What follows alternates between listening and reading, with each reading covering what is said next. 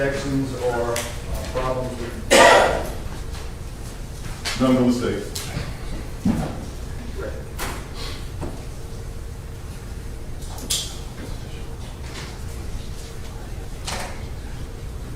You know, and I've discussed that with Mr. Chow, there are no objections, and explained to him the procedure, and it was done in accordance with the statute. Okay, very good. All right, y'all ready to bring in the jury? Yes, sir. P, will you please go? Yes, sir.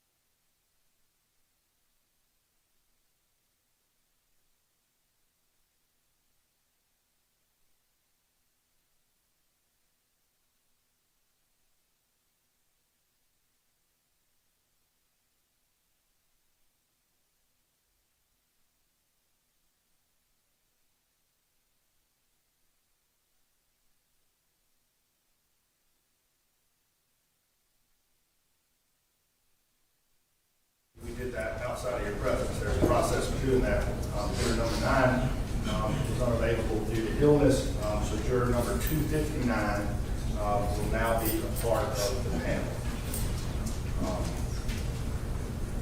Yep, we understood on that.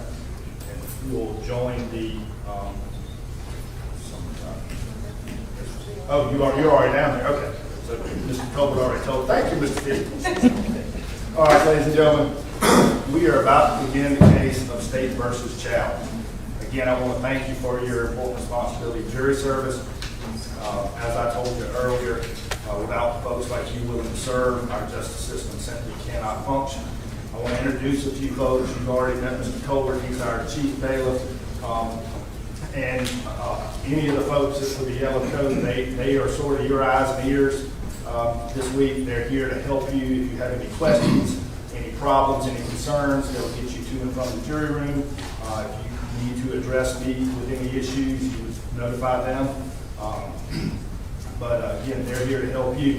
To my right is our court reporter, Catherine Spires. Cat takes down everything we do in here. This is a court of record. Or in the event there were an appeal, everything she types up would go to an appellate court. If sometimes she tells somebody to speak up or say that again, she's not trying to point that out to your attention. She's just making sure she got it down. To my left is my law clerk, Becca Sternberg. She is my lawyer.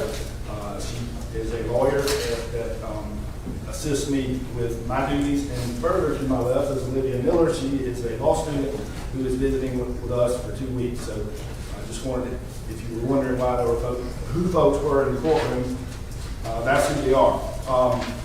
Now, the instructions I'm going to give you now are an introduction to the trial. These remarks are not a charge on the law in the case. I'll instruct you on the law applicable at the end of the trial before you consider your verdict. This is merely an explanation of the procedure that we're going to follow during the trial to help you better understand what's happening. We're not going to be, and not take notes during the trial.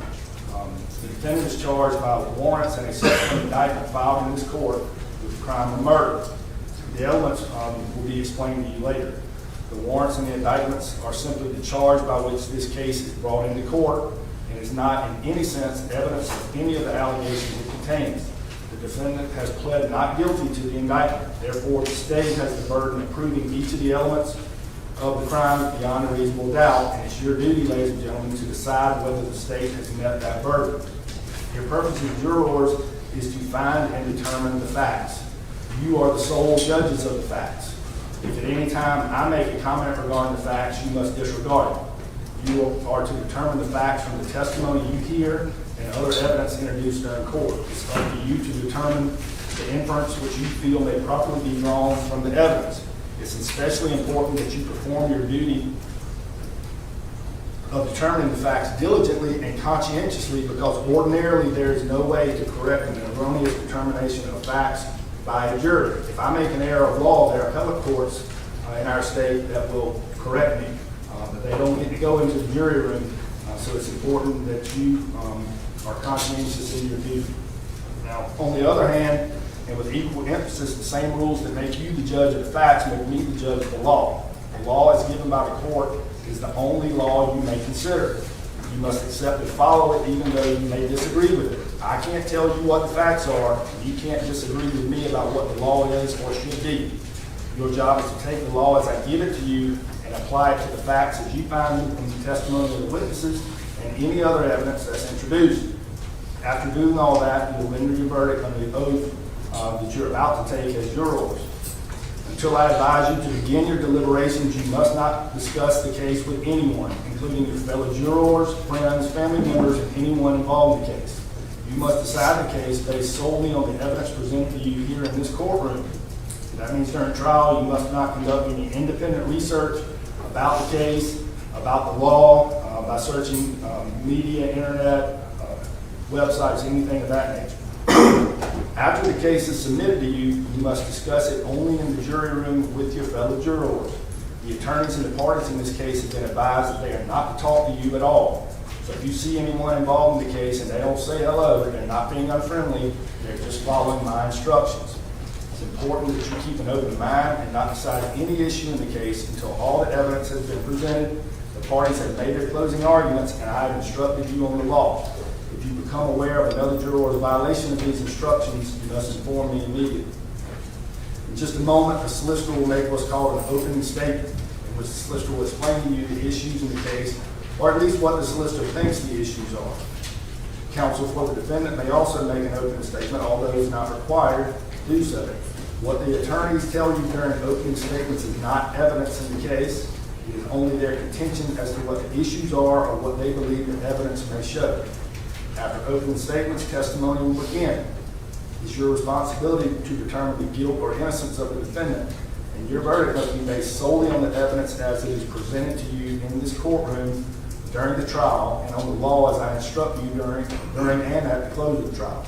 The evidence in this case will be presented to you by the testimony of sworn witnesses from this witness stand and by exhibits that may be introduced into evidence. In determining what the facts are in this case, you must decide whether or not the testimony of the witness is believable. It will be my responsibility to rule as a matter of law as to whether certain testimony is admissible, meaning whether you get to hear it. But once the testimony is admitted, it is solely for you to determine the believability of the witness testimony.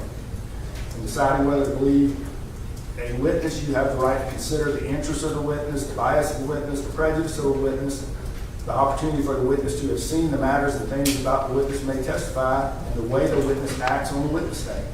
You have the right to consider anything that is in the record that will help you evaluate the testimony of the witnesses. That means you must pay close attention to the witnesses, observe the witnesses, listen to the witnesses, and pay close attention to the attorneys and to the court. Please don't let your thoughts wander and give strict attention to the testimony so that at the end, after all the arguments of counsel and my charge on the law, you will be in a position to determine what the applicable facts are and to apply the law to those facts and render a verdict. From time to time, you may hear one of the lawyers say something like, "Your Honor, I believe we have a question of law or a matter of law to discuss with you." Or, "Your Honor, may we approach the bench?" Or sometimes I myself might find it necessary to excuse you from the courtroom for a short while so the attorneys and I can discuss a matter of law.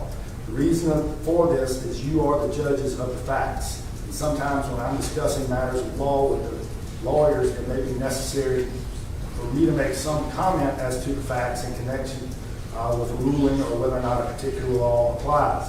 I'm not supposed to tell you what the facts are, so I will excuse you from the courtroom while these discussions take place so that in no way will you be influenced by anything that I might say or do in connection with the facts. And ladies and gentlemen, sometimes that may seem a little frustrating for you, like we're wasting your time. You might be sitting back there in the jury room for 30 minutes while we're talking about the law. But I promise you we're working. I value your time just as much as I value mine, and I don't let lawyers waste your time. So, if you're back there, trust me, we're working. We're not talking about how bad the Gamecock baseball season was this year or anything like that. We're working. So again, I value your time. Your time is no less important than any lawyer in this courtroom or mine. So understand that we value your time very much. Now, I need to appoint Madam Clerk, will you please swear the jury? Yes, sir, Your Honor. Ladies and gentlemen, the jury, please stand and raise your right hand to be sworn. After this oath, please acknowledge my entering ID. Do you swear or affirm that you shall well and truly try and true deliberate make between the state of South Carolina and the defendant at bar, whom you shall have in charge, and a true verdict give according to the law and the evidence, so help you God? Thank you. You may be seated. Okay, I need to appoint a foreperson, and ma'am, there next to Mr. Cole. What's your jury number? 302. 302. Will you pick the magic chair? So you are our foreperson. Okay. It is going to be your added duty to manage deliberations and complete the verdict form, but I'll give you further instructions on that. You're not going to get paid any more than your federal lawyers, but you will be our foreman until the conclusion of the trial. Any exceptions from the state as far as what I just told the jury? No, sir. Anything from the defense? Nothing on behalf of Mr. Chow. Stay ready for open argument. We're ready, Your Honor. You may proceed.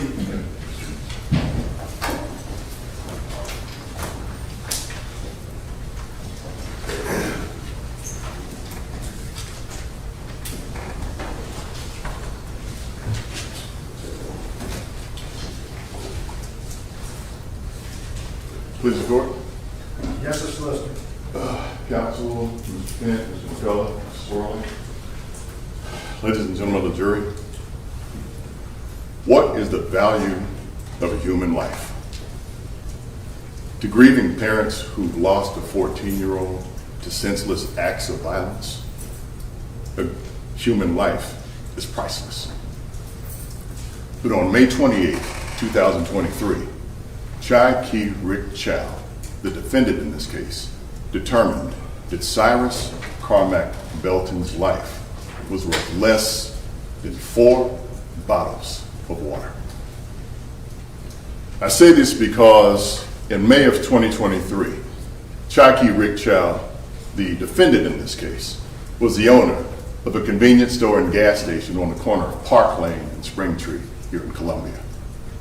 His wife was working that evening. She was a co-owner, and their adult son was working there as well that particular evening.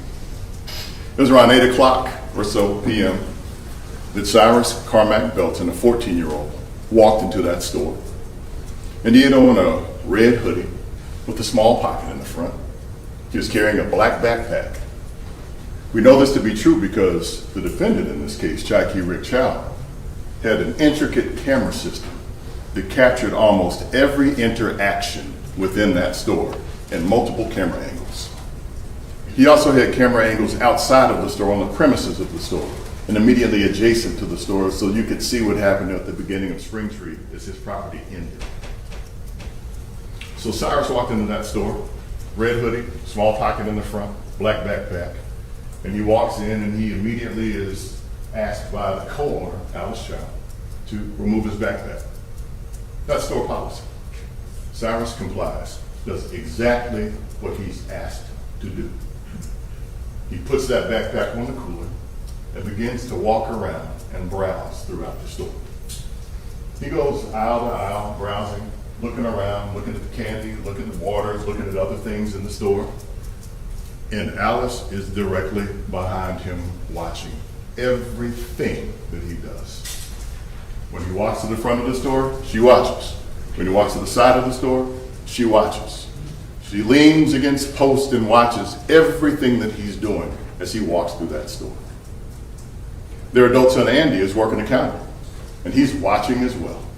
And as other customers come in to buy things, he'll service them and continue to watch Cyrus as he walks through the store.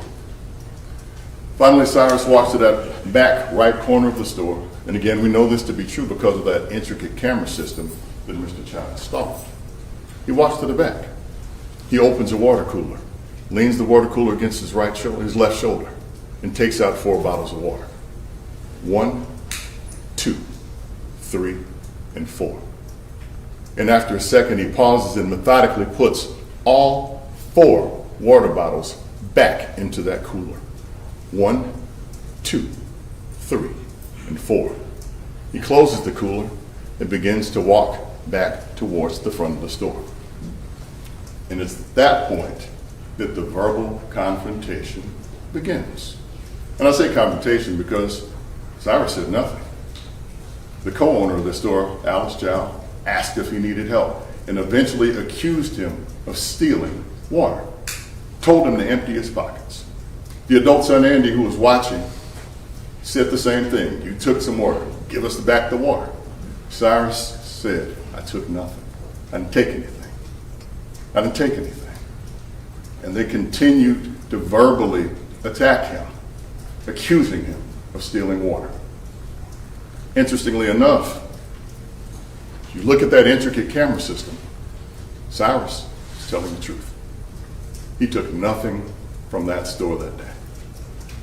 As he tried to walk out of the store, they continued to verbally harass him to the point where he took his backpack and calmly walked out of the store. Again, we know that to be true because of that intricate camera system that Chow installed. And as he walks toward that door, the co-owner, Alice Chow, says something in Cantonese that makes her son run around the counter towards Cyrus.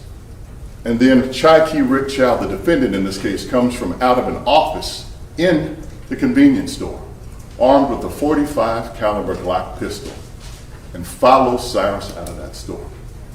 Cyrus walks out of the store, takes a right, slowly, and hears them yelling, running after him. Turns to see, and again, the camera system shows these things, and he takes off running. Cyrus tries to run through the parking lot to the point to where he runs out of his Air Force One Nike shoe. Runs out of his shoe. Doesn't turn around to pick it up because you have an adult male running behind you with a .45 caliber Glock pistol who has falsely accused you of stealing. So he runs. He drops 2 cell phones out of his pocket. We know this to be true because there are witnesses who we expect you'll hear from who'll talk about how they had to throw on brakes to keep from hitting them as they ran across traffic. We know this to be true because of that intricate camera system that he installed. He drops 2 cell phones. One belonged to him, one to his mother. Doesn't turn around to pick up one of those cell phones. Continues to run, falls down, gets back up running, falls again, busts his shin, drops the backpack, keeps running. In total, Chow Rick Chow and his son chased Cyrus Carmack Belton over 130 yards off of their property onto a public road in Columbia, South Carolina. And eventually, after Cyrus fell a couple of times, Chow Rick Chow fired the fatal shot, which ended his life. Folks, 130 yards is a football field. No, in fact, it's a football field goalpost to goalpost plus 10 yards. Ladies and gentlemen of the jury, I'm Byron Gibson, the 5th Judicial Circuit Solicitor, and I, along with Dale Scott, Stephanie Taylor, and Weston Leifer, represent the state of South Carolina. So for the next few minutes, I'm going to give you a little bit more of a roadmap of what this case entails, what our position is in this case, and what we believe we can prove, as well as give you an idea of what to expect from the court and how this proceeding will run for the next several days. Now, I mentioned to you a moment ago that when Cyrus walked into that store, he was wearing a red hoodie and a pocket in the front, black backpack. Unbeknownst to the Chow family, to Chow Rick Chow, to Alice Chow, or to Andy Chow, he had a pistol in the front pocket of that hoodie. Unbeknownst. They didn't know. We know that to be true because that video will confirm all of those things. Confirm that he walked around the store, had a conversation with them. At no point did he ever threaten them. At no point did he ever curse them when he was being falsely accused. He didn't spit on them. He never attacked them. He calmly walked through the store and calmly denied stealing anything from that store, which again was true. The truth in this case is that Cyrus did what you'd expect an adult to do in that case. He walked away. He tried to create distance every time he was confronted. But for some reason, Chow Rick Chow wouldn't believe him. He couldn't believe him for some reason, although the evidence will show that he took nothing from that store. The evidence will show that after they chased him out of his shoe, dropping phones around down Springtree Road, after he tripped over a curb, fell, dropped his backpack, we believe that gun spilled out of that pocket. And within moments after that gun spilled out of that pocket, that man shot Cyrus Carmack Belton in the back with a .45 caliber pistol. Now, we believe evidence will show that soon after EMS and others came on the scene, Chow Rick Chow tried to say, hey, I was defending my son. But the interesting thing about this process is that you're going to have an opportunity at the end of this case, that you've heard all of the evidence from this witness chair, to assess what you've learned and what you've heard. You get a chance to assess that, and I'll ask as you start asking those questions that bounce around in your head, in what world do you get to falsely accuse a 14-year-old of stealing, chase a 14-year-old 130 plus yards down a road while you're armed with a pistol, shoot that person in the back, then claim you're defending your son. Folks, it's for that senseless act, for that ridiculous act, for that heinous act that Rick Chow, the defendant in this case, has been charged and indicted with the crime of murder. And it's for that crime that we, the prosecution, Dale Scott, Stephanie Taylor, and Weston Leifer, will be asking that you return a verdict of guilty at the appropriate time. Now, as prosecutors, we have something that's called the burden of proof. And what that means is we have to prove beyond a reasonable doubt that Rick Chow murdered Cyrus Carmack Belton. Now, reasonable doubt in South Carolina, our courts have defined it a couple ways, and I'll explain those to you. Reasonable doubt is the amount of doubt that causes a reasonable person to hesitate to act. The amount of doubt that causes a reasonable person to hesitate to act. There's an alternative definition that says that if you are firmly convinced of a defendant's guilt, then at that point they are guilty of a crime. But that's for you all as the jurors to decide. Now, as was mentioned a few moments ago, Judge Taylor is the judge of the law. And you've got to take the law as he gives it to you. So at the appropriate time, he'll advise you of the definition of reasonable doubt and every other legal standard and every other thing about the law that you're going to need to know. He'll advise you of those things at the end of the case at the appropriate time. But the cool thing about this process, just as he said, is that as Judge Taylor is the judge of the law, you guys are the judges of the facts. And you get to determine based on what you hear from this witness chair and the evidence that you observe, you get to determine what actually happened in this case.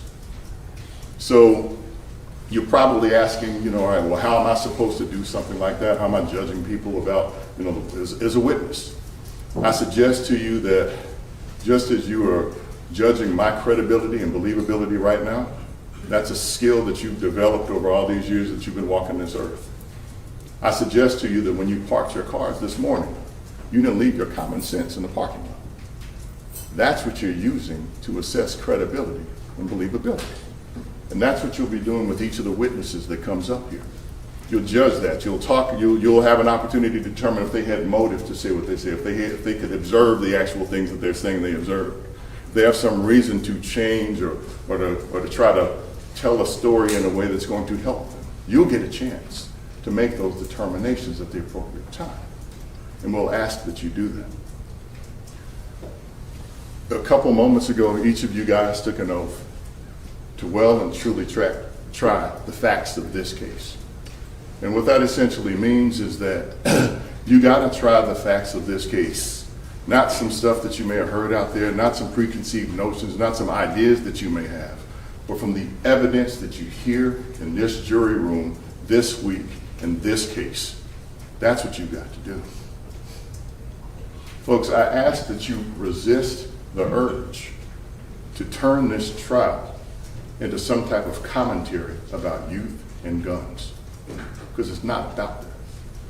It's about a grown man who falsely accused a 14-year-old of stealing, chased him down the road while armed with a pistol, shot him in the back, and then claimed he's defending his son. That's what this case is about. And ultimately, those are the decisions that you'll have to make at the end of this case. Now, I expect that you're going to hear from several different types of witnesses this week. Some are going to be what we call lay witnesses, just people who just happened to be driving up and down Springtree Road that day. Folks who saw what happened. Folks who watched the Chows chase Cyrus across the street and shoot and kill him. We expect they'll have different vantage points, seeing things in different ways, but you'll have an opportunity to listen to them and assess what they saw. You'll hear from law enforcement, first responders, people who saw what happened and talked to witnesses out there on the street immediately after it happened. Some body cam, meaning the body cameras that they're wearing when they're talking. You'll see some of those things. Take that information. You'll also have an opportunity to hear from a few experts. And Judge will explain to you what experts are and what expert testimony is and how you weigh expert testimony. Again, take the law as he gives it to you. And take the law from experts and determine if they have the ability to testify about the things that they say that they know, and how they came upon this information, and if this information was paid for. Ask yourselves those questions at the appropriate time. Now, folks, you're going to hear about 3 types of evidence. So I'm wrapping this thing up. I don't want y'all to get sick of me this early in the week. There are going to be 3 types of evidence you're going to hear about. One is direct evidence, second is circumstantial, third is stipulations. Direct evidence is evidence that you can see, that you can touch, that you can feel, and sometimes even smell. Circumstantial evidence is evidence that you can infer exists based on a series of facts. All right? Evidence that you can infer exists based on a series of facts. So, example, we're sitting in here, South Carolina, it's probably going to be 80, 90 degrees with 100% humidity. If you walk out here at lunchtime and you see snow outside, it's 12 degrees outside. You see icicles hanging off of the different the posts and all that kind of stuff. You see a snowplow going through here. You see penguin tracks and maybe a polar bear walk by. You are in this room with no windows all day, but you can infer that it snowed because you see all of the evidence of snow. That's circumstantial evidence. It's just as good as direct evidence if you, the jury, determine that you believe that that's what took place. So direct evidence, circumstantial evidence, and last we'll talk about stipulations. Stipulations are agreements between our table, the state, and that table, the defense team. They're stipulations. That means we have an agreement that a particular fact exists. And if we have that agreement and we alert judge that that agreement exists, then judge will have the opportunity to explain to you that that's not a fact that you guys have to haggle about or even argue about, because we agree that it's the truth. So direct, circumstantial, stipulations. Those are the 3 types of evidence we'll be talking about. And at the appropriate time, you'll have a chance to look at the facts of the case, and with the evidence, you compare that to the evidence and return a verdict that speaks the truth in this case. Now, my final ask of you is this. There's an 11th century philosopher named Omar Khayyam. And one thing that he wrote back then was, "The moving finger writes, and having writ moves on. Nor all your piety nor wit shall lure it back to cancel half a line, nor all your tears wash out a word of it." Now, I know y'all are looking at me kind of like, what is this dude quoting some 11th century philosophy for? I'll tell you that at the end of this case, I will explain to you why something written back in the 11 and 1200s rings so true today in this courtroom in 2026 about a case where that man murdered a 14-year-old in 2023. So folks, remember what we've talked about and ask yourselves one last question. What is the value of a human life? Thank you.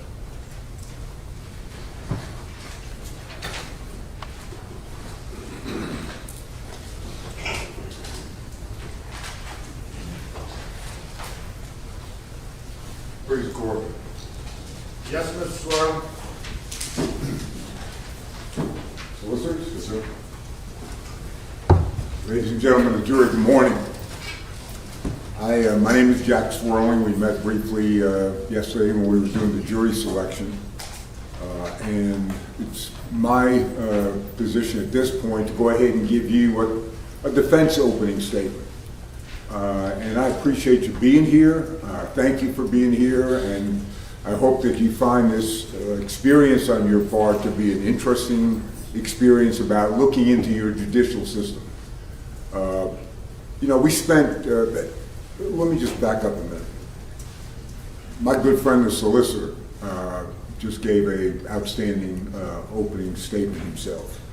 But the one thing that I did not hear, and the one thing that I do not believe you will hear during the course of this trial, is why a 14-year-old would be illegally possessing a semi-automatic pistol, wandering the streets with that pistol,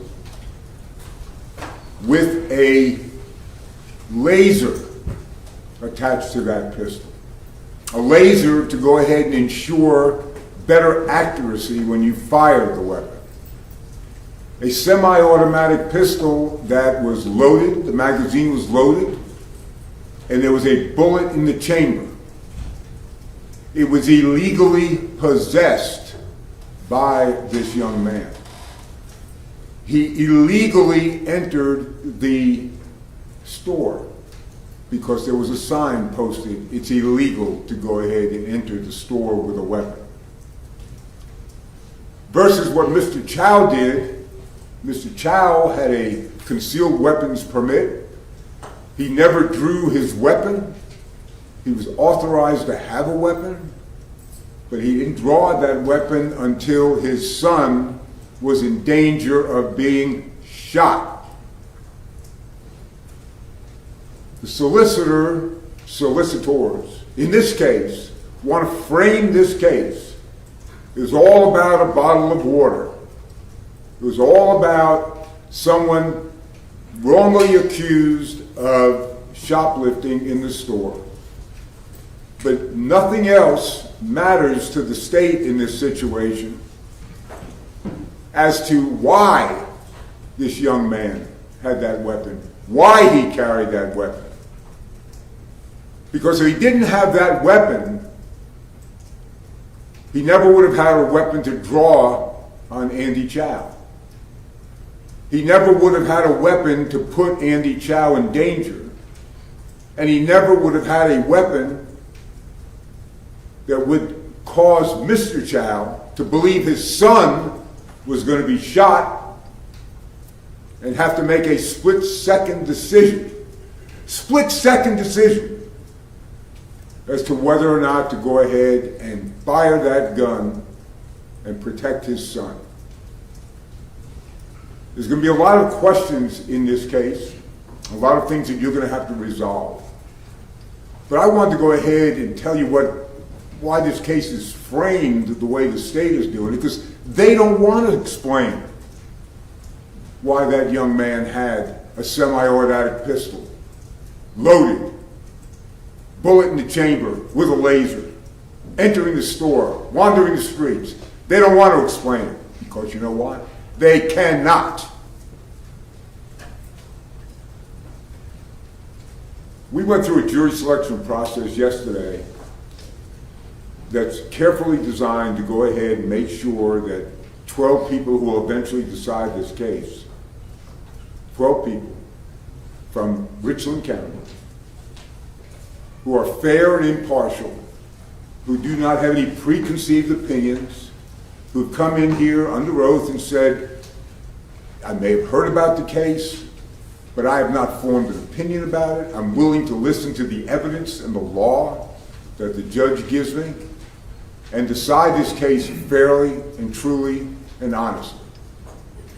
We went through a jury selection process where, as you recall, the judge excused a number of witnesses for one reason or another to make sure we had a fair and impartial jury. The state excused witnesses because the lawyers, both sides, are entitled to go ahead and make challenges to witnesses or peremptory challenges. We have challenges that we can exercise because any reason whatsoever. However, what it comes down to is that both the judge, the state, and the defense believe that we have the 12, 13, 14, 15 jurors now who are the most fair and impartial jurors who can sit in judgment on this case and decide whether or not Rick Chow is guilty of murder, whether or not he intended to kill this young man and he did it with malice, an evil heart, a wicked mind. That's what malice, judge will describe to you what malice means. And you will have to decide whether or not the state has proven that case beyond a reasonable doubt.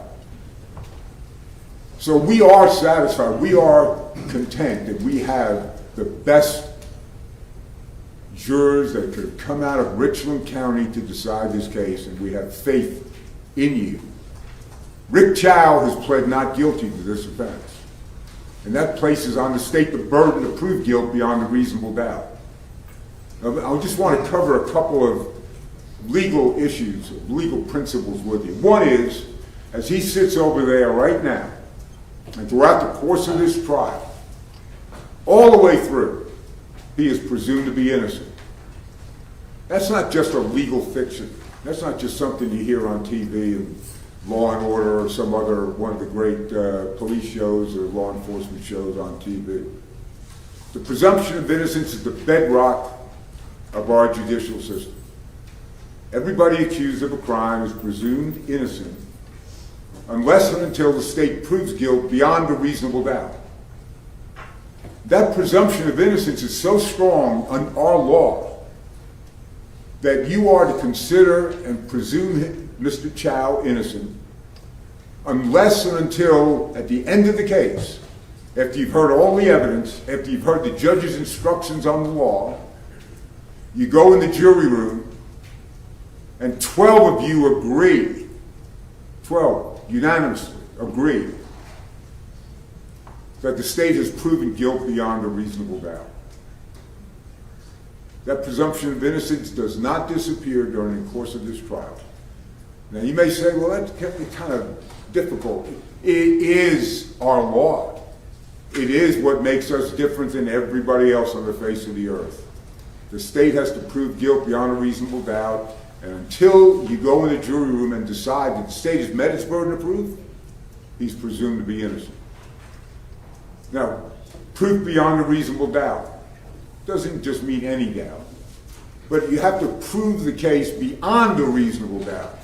In other words, I believe, or I think, maybe, any one of these words, that is not enough to go ahead and convict someone. It has to be beyond a reasonable doubt. It's not enough to say, you know, I think the state met its burden of proof. I think the state proved guilt. I mean, that's not enough. It's beyond a reasonable doubt. And the reasonable doubt can come from the evidence or the lack of evidence. Either way, you are the ones who determine whether or not the state has met its burden of proof, proving the case beyond a reasonable doubt. You're the ones that apply the presumption of innocence. Not the judge, not the lawyers, not the parties, but you. The state also has a burden of disproving self-defense. And this is a case of, it's a collateral issue to self-defense, whether or not someone has a right to exercise self-defense and take another human life. Self-defense is probably the oldest principle we have as man. All the way back. You have a right to defend yourself. You do not have to wait and someone goes ahead and shoots you, kills you, or stabs you, or no matter what it may be. It is elementary, it's fundamental that a person has a right to exercise self-defense, the law of self-defense, to defend himself or herself. And it also applies to defense of others. Same principles. You are entitled to go ahead and defend other people in a similar situation. For example, your son, which is exactly what we have here. Because if the state doesn't prove beyond a reasonable doubt that Rick Chow did not act in self-defense or defense of others, then they fail. They have failed to prove the case. There's no burden on any defendant to prove anything in the case. So the state has to prove guilt beyond a reasonable doubt, and they have to disprove self-defense or defense of others beyond a reasonable doubt. And we know that you're going to hold them to that burden of proof and keep our system the way it was designed to be. That a jury sits between the state or the federal government and the citizens in a county or in an area, and decides cases fairly and impartially, and that no person is ever held to answer for a crime where the state has not met its burden of proof. The judge will describe to you what the definition of murder is. And I told you it's malice of forethought. That's what South Carolina standard is. Murder is with malice of forethought. You kill somebody with malice of forethought, that evil heart, that wicked mind.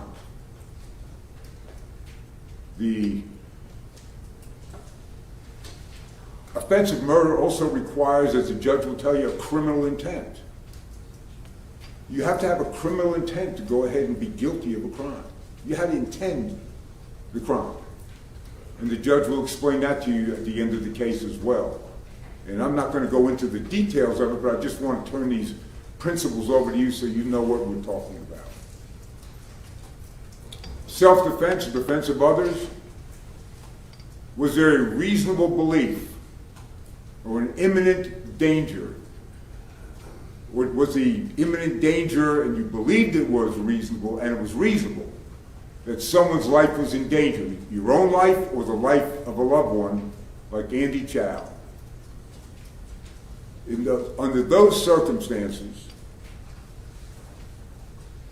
you are entitled to go ahead and exercise that self-defense or defense of others. And the judge will explain to you, as I just said, that it is up to the state to disprove that. You will hear evidence of that. You will hear in detail exactly what happened out there on that street and what happened when Rick Chow went ahead and fired the shot. The young man was pointing a gun at his son. Defense of others. Is that an immediate threat, an imminent threat? Is it a reasonable belief that your son is in danger of serious bodily harm or death? I submit to you there's not going to be any question about whether or not it was reasonable or whether it was imminent, or it was reasonable to believe it was imminent. And you are, under the law, since the beginning of time, allowed to go ahead and take, unfortunately, nobody's saying this is, everybody's happy about this, but unfortunately, there are occasions in human life when someone has to exercise that right of self-defense or defense of others, and another life is taken. It's sad, it's tragic, there's no question about that. My heart goes out to the family. They've suffered a tremendous loss. And I don't want you to think for 1 minute that we're making that light about that. This was a terrible situation that happened, and that young man is no longer with us. But there are legal issues that you must decide prior to making any determination about guilt.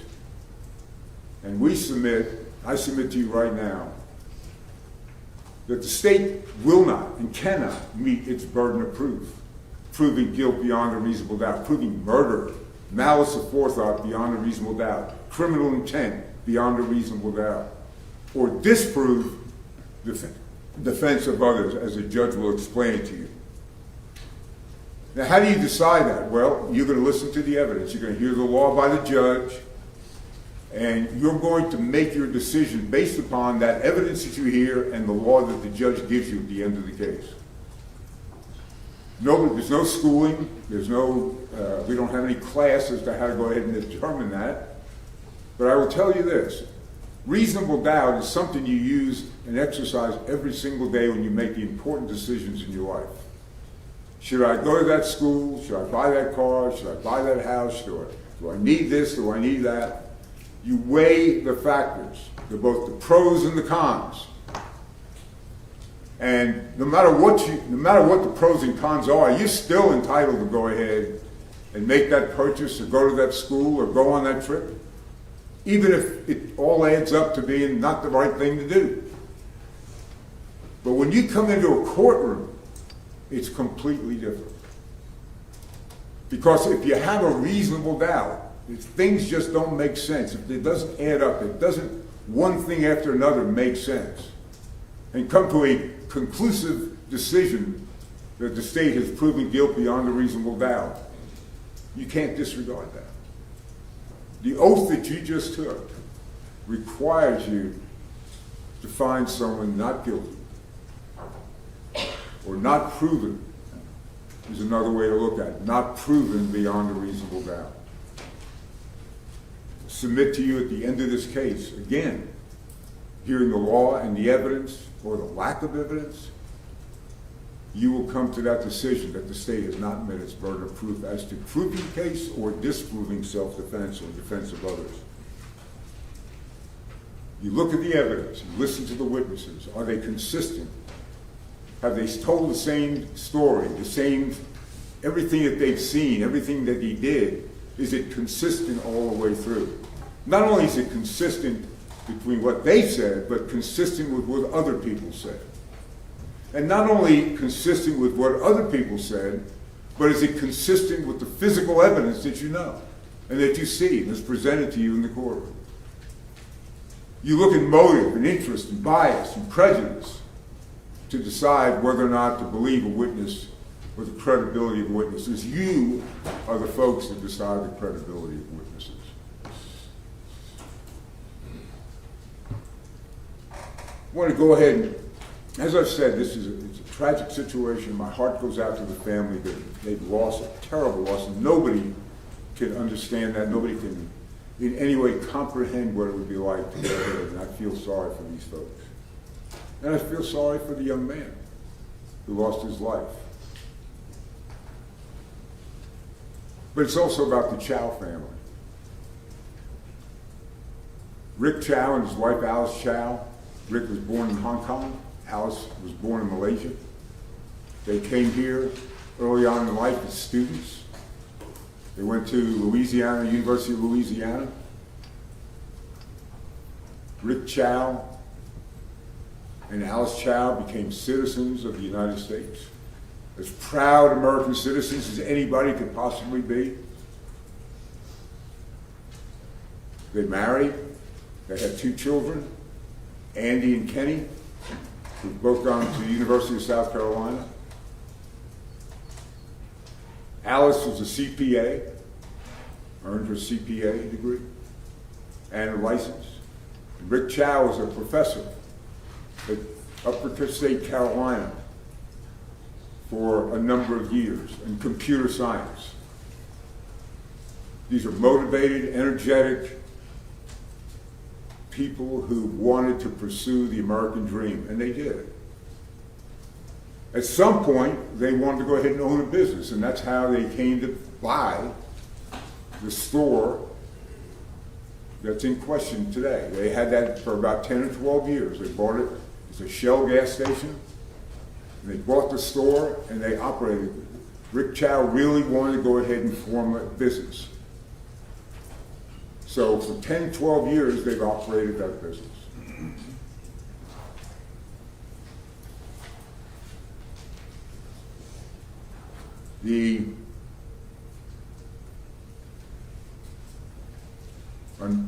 In May, as the solicitor has told you, the situation that's before you today, young man, Carmack Belton, entered their store.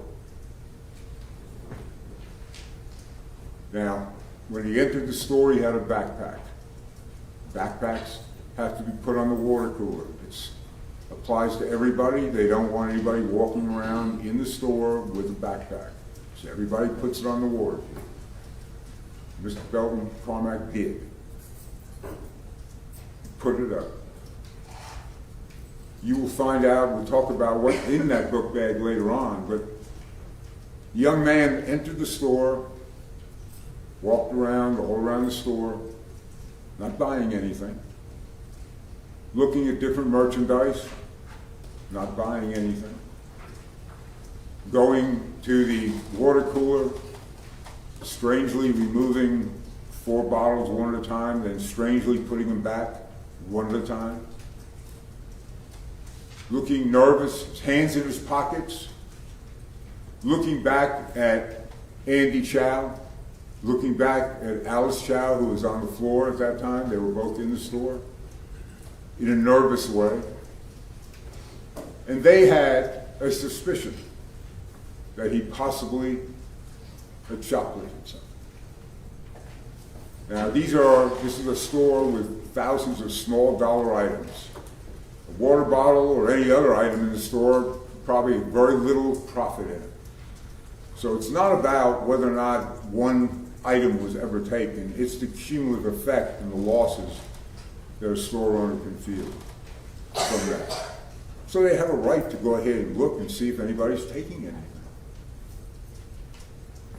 When Mr. Belton was leaving the store, he was asked, "Did you take anything?" And he basically had his hands in his pockets and he turned it up, the pockets. "No." "Do I look like I have anything?"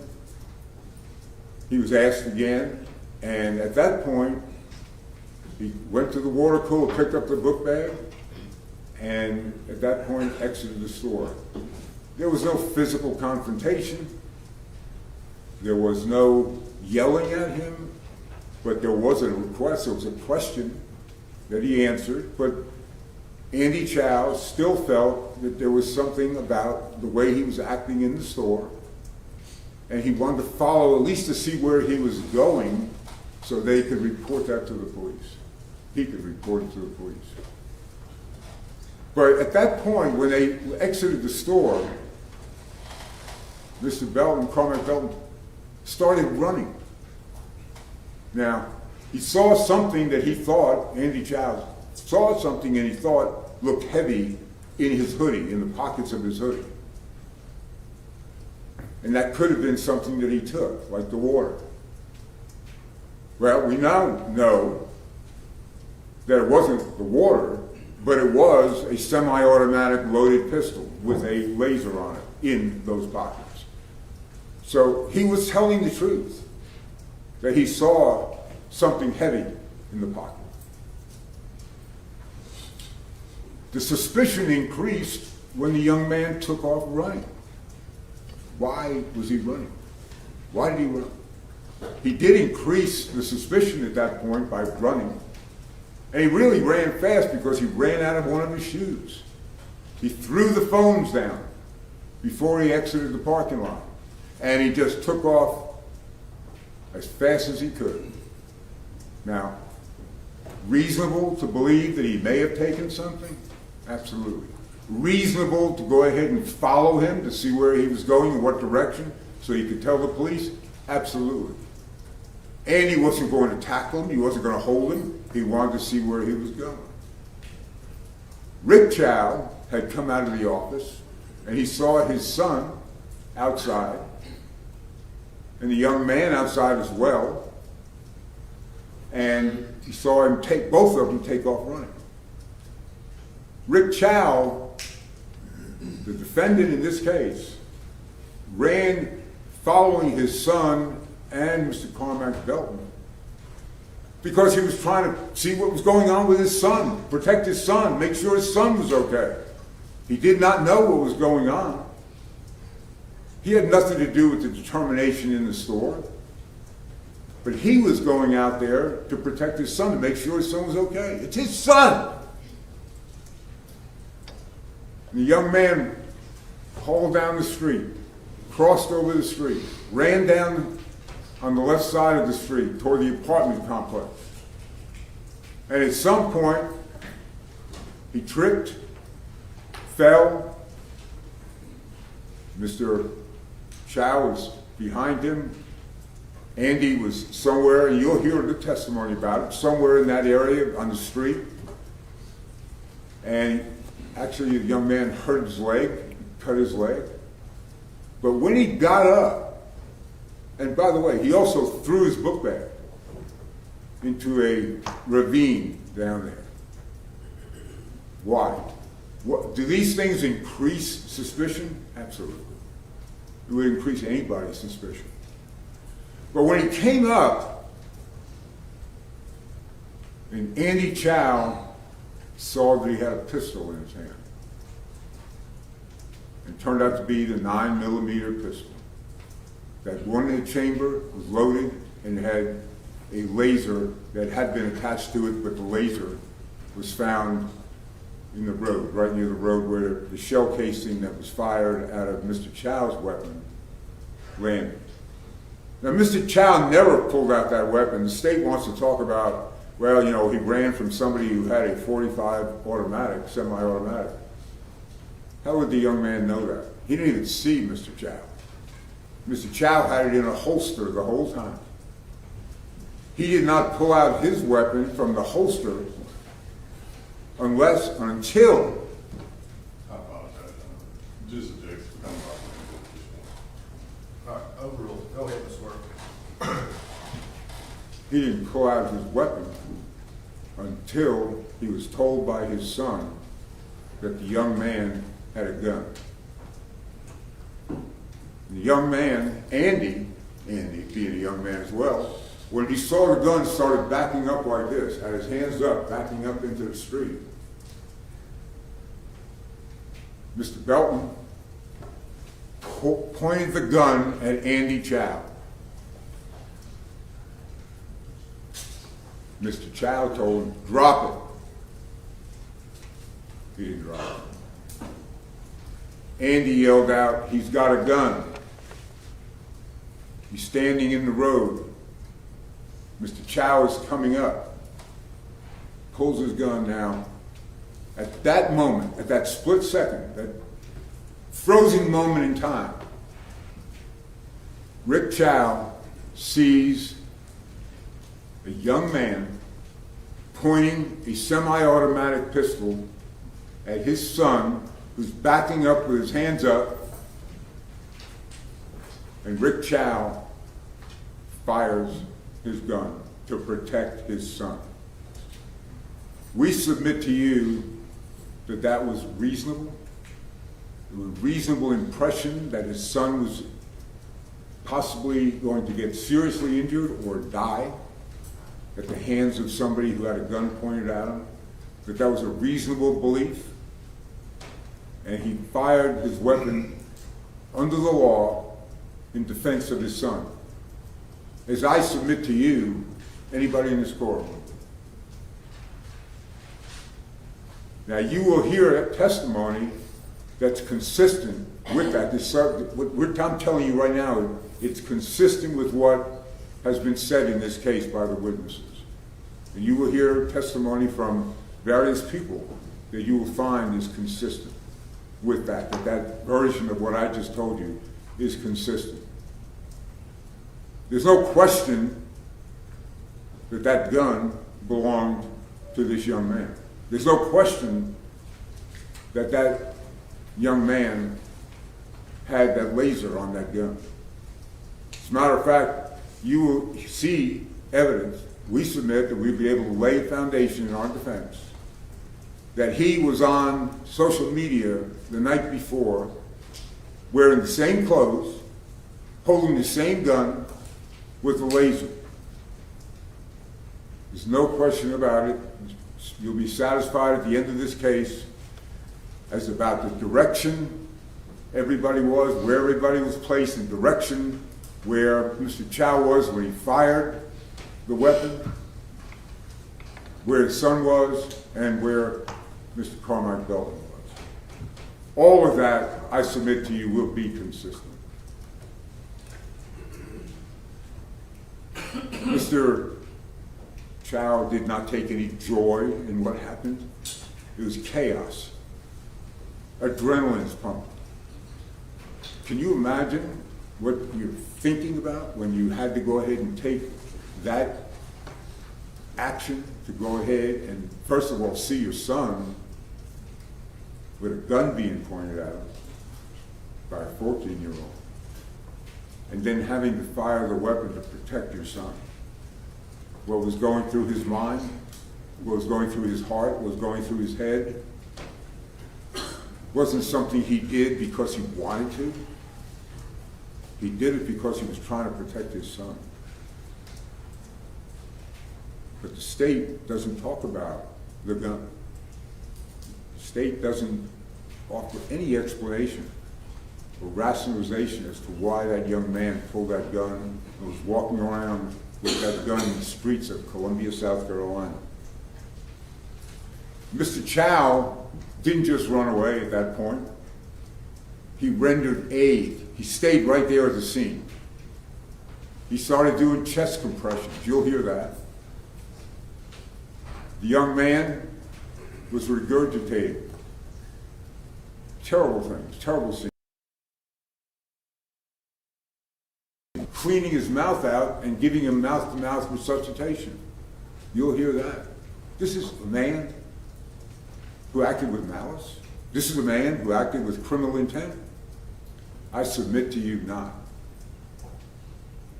This is a man who was deeply upset about what happened, to the point that he was doing some things that I wonder how many people would have been doing exactly what he's doing to try and save this young man. And then other people came over. But Rick Chow stayed there, did chest compressions, took vomit out of his mouth with his own mouth so the young man could keep breathing. And then other people, more qualified people, were able to go ahead and try and help the young man. Unfortunately, he died. Unfortunately. Mr. Chow stayed around, stayed at the scene. He was there when the police came,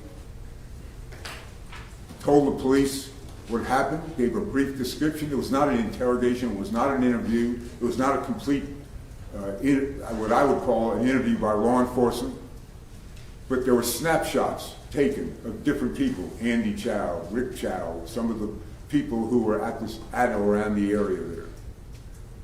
He stayed there that entire time, went back up to the store, and when the police came up to the store, he showed the police the videos that they had. He was cooperating 100%, doing everything he could to not only save the young man's life, but also to cooperate with the police. Everything he could. His wife was doing the same thing. His son was doing the same thing. These were not people who had any kind of joy in what had happened. They were upset. It's terrible. Not as bad as, obviously, the parents of this young man. Not nearly to that level. But having shot somebody and having someone died, there's got to be something that's just so difficult to go through. When he agreed, they gave over all the videotapes to the law enforcement as well that were in the store. They all agreed to go down for further interviews at the sheriff's department over the course of the next few days to give a real interview as to what happened bit by bit, word by word. But within 15 hours, before any of the investigation really had focused with detailed interviews, with forensics things from the labs as to whatever ballistics, DNA, whatever the issues were, within 15 hours, when Mr. Chow was called down, he was told to report to the sheriff's department. He could be placed under arrest for murder. That's how long it took, 15 hours.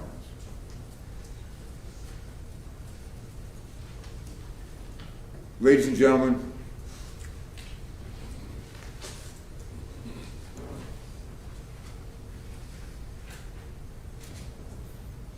I again say this to you. The state wants to frame this as a situation where a young man may have taken some small item from a convenience store, wrongly accused, chased, and he wasn't chased, he was followed, chased and shot down because he had taken something from that convenience store. I submit to you it's not that simple. You can't frame it like the state wants to frame it. Andy Chow had a reasonable belief that something took place in the store. He followed the young man out.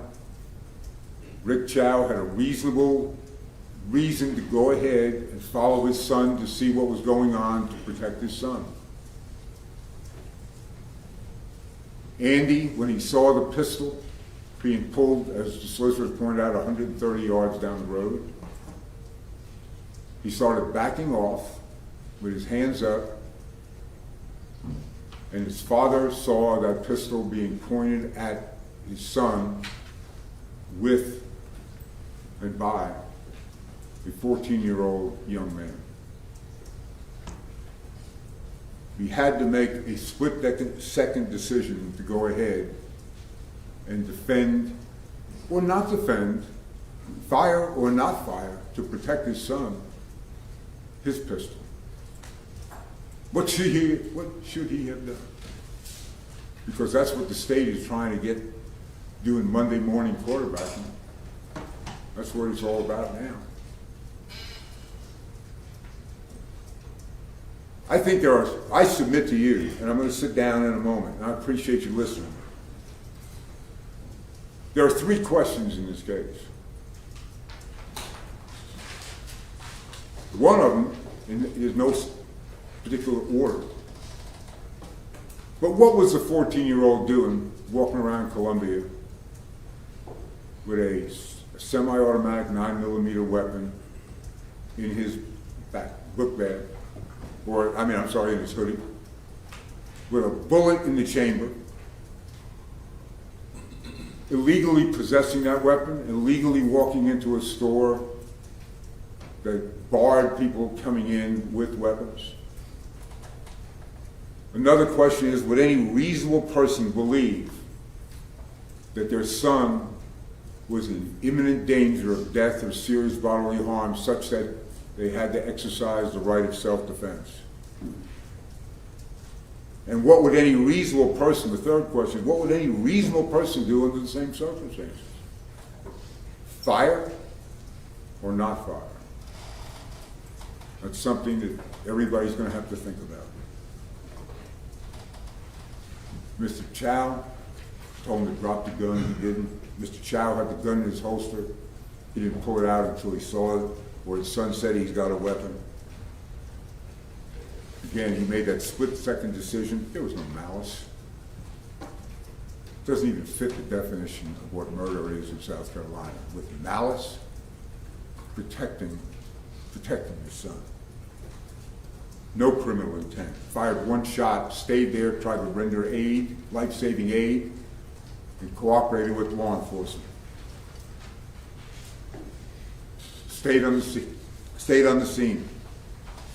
Agreed to further interviews. Then was arrested within 15 hours. Quick decision. I'm going to sit down now, and I do appreciate you listening to me.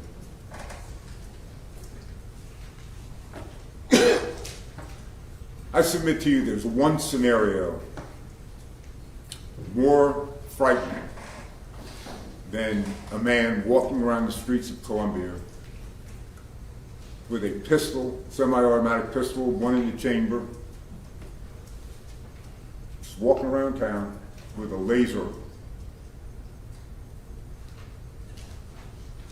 on his gun. There's one scenario more dangerous than that, more frightening than that. Is a 14-year-old walking around town with a semi-automatic pistol, loaded, chambered, with a laser on his gun. How frightening is that? A 14-year-old does not have the education, the training, the experience of making good decisions, sound judgment decisions. That is more frightening than anybody in that same situation. And that's what Rick Chow and Andy Chow were faced with that day. I challenge the state at this time to offer some justification or rationalization as to why this young man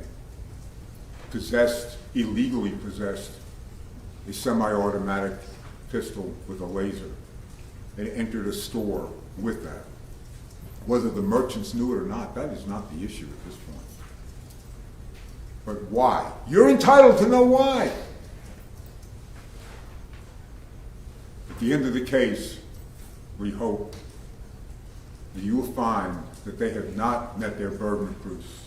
You prove you guilty beyond a reasonable doubt for the evidence or the lack of evidence, and that they have not disproved beyond a reasonable doubt that Rick Chow acted to defend his son's life, and it was reasonable because it was an imminent danger to his son of death or serious bodily harm, or he reasonably believed that. Thank you. Thank you, Mr. Werner. All right, ladies and gentlemen, we've been going just over an hour, and I'm told the first witness may be rather lengthy, so I'm going to take our morning break right now. Give everybody about 15 minutes to refresh themselves, stretch their legs, and also have to begin the process of sequestering the witnesses. I don't want you to infer anything from the fact that certain folks aren't in the courtroom. Much like the selection process where I segregated you from one another to make sure your opinions didn't influence your neighbors, I will do that with the witnesses as well. So don't infer that anyone that doesn't care about the case has done anything wrong or anything of that nature. They're just excused from the courtroom until after they've testified. So if it is, we'll be in recess, let's say 11:20, and we'll be right back with you. Same as I told you yesterday, don't discuss the case amongst yourselves at all. Again, don't do any research, anything like that, and we'll see you back in here at 11:20. Everyone remain seated to the jury leave, please.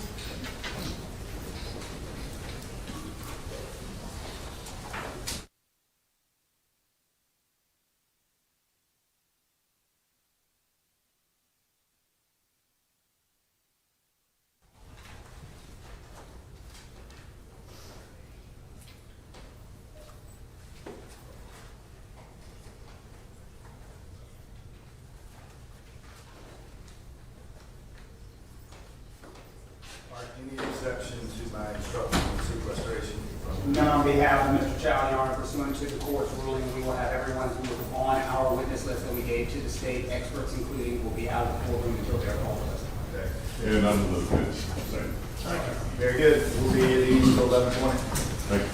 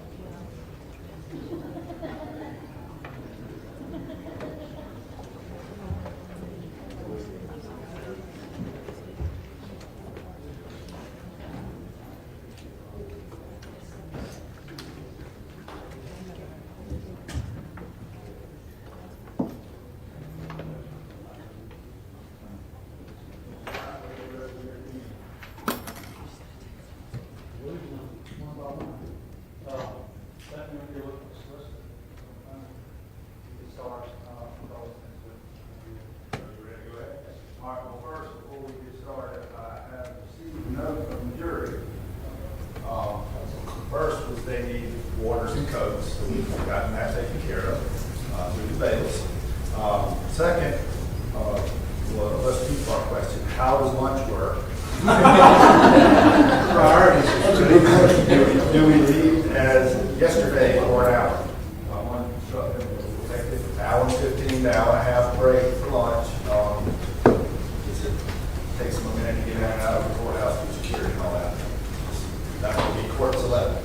Do you have any suggestions, objections? No, sir, I just based upon that for scheduling purposes for this witness, I think they would appreciate it. We knew how long we're going to go before the vote. I think this is going to be a substantial.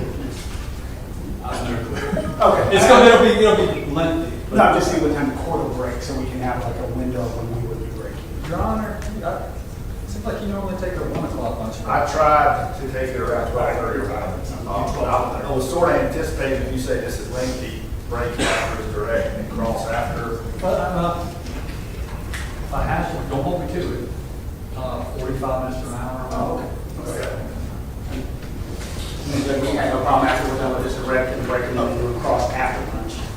Yeah, we'll just see where we are. Can we vote for quick Yes, sir. Yeah. You need some limited edition camel on water?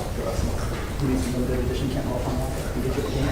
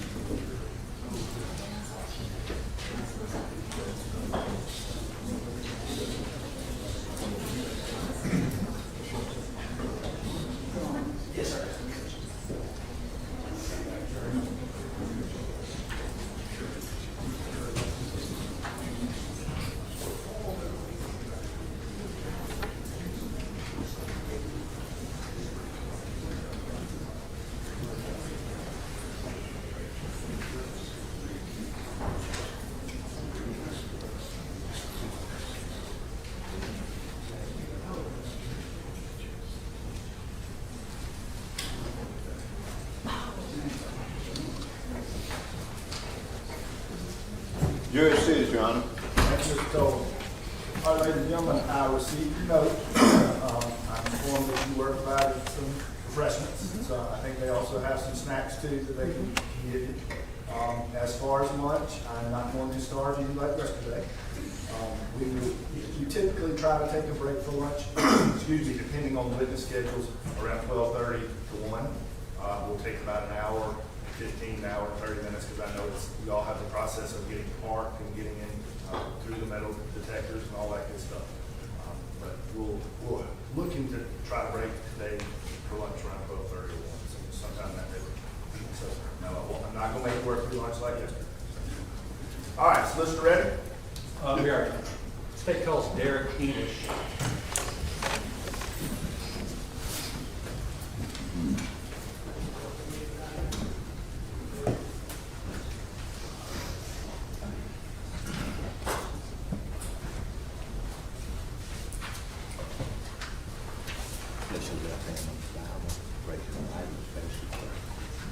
Do you swear or affirm the testimony you give in this case to be the truth, the whole truth, and nothing but the truth, so help you God? Yes, ma'am. Thank you. Please have a seat in the witness stand and state your full name for the record.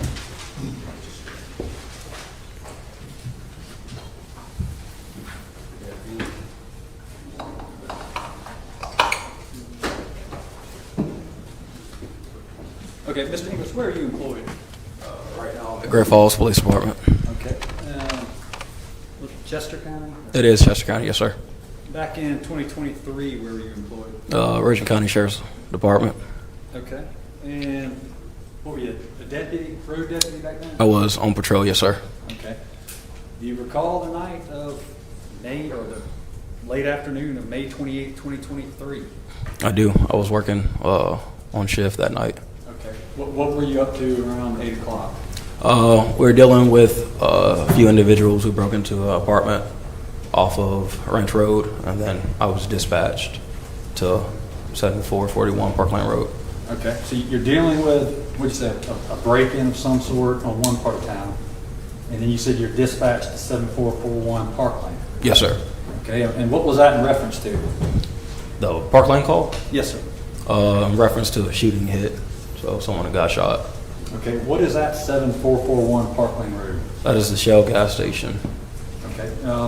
Is that Richland County? It is, sir. Okay. Is that where you initially responded?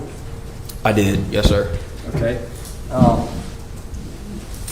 Let me ask you, sort of generally, to orient the jury. That location, that Shell gas station, 7441 Park Lane, it sort of sits at the corner of two roads. Is that right? Yes, sir. Okay. Obviously Park Lane Road. Yes, sir. And then what is the road that cuts up beside it? The secondary road is Spring Tree Drive. Okay. And Spring Tree Drive, does that dead end at some point? It does. It goes into an apartment complex called Willow Oak, if I'm not mistaken. Okay. Let me show you a number of pictures that sort of show that area. This is states 14 through 31. Tell me if you just generally kind of recognize what these are. You want me to look at all of them? Just look through them, and I'll ask you a question after you review them. Okay.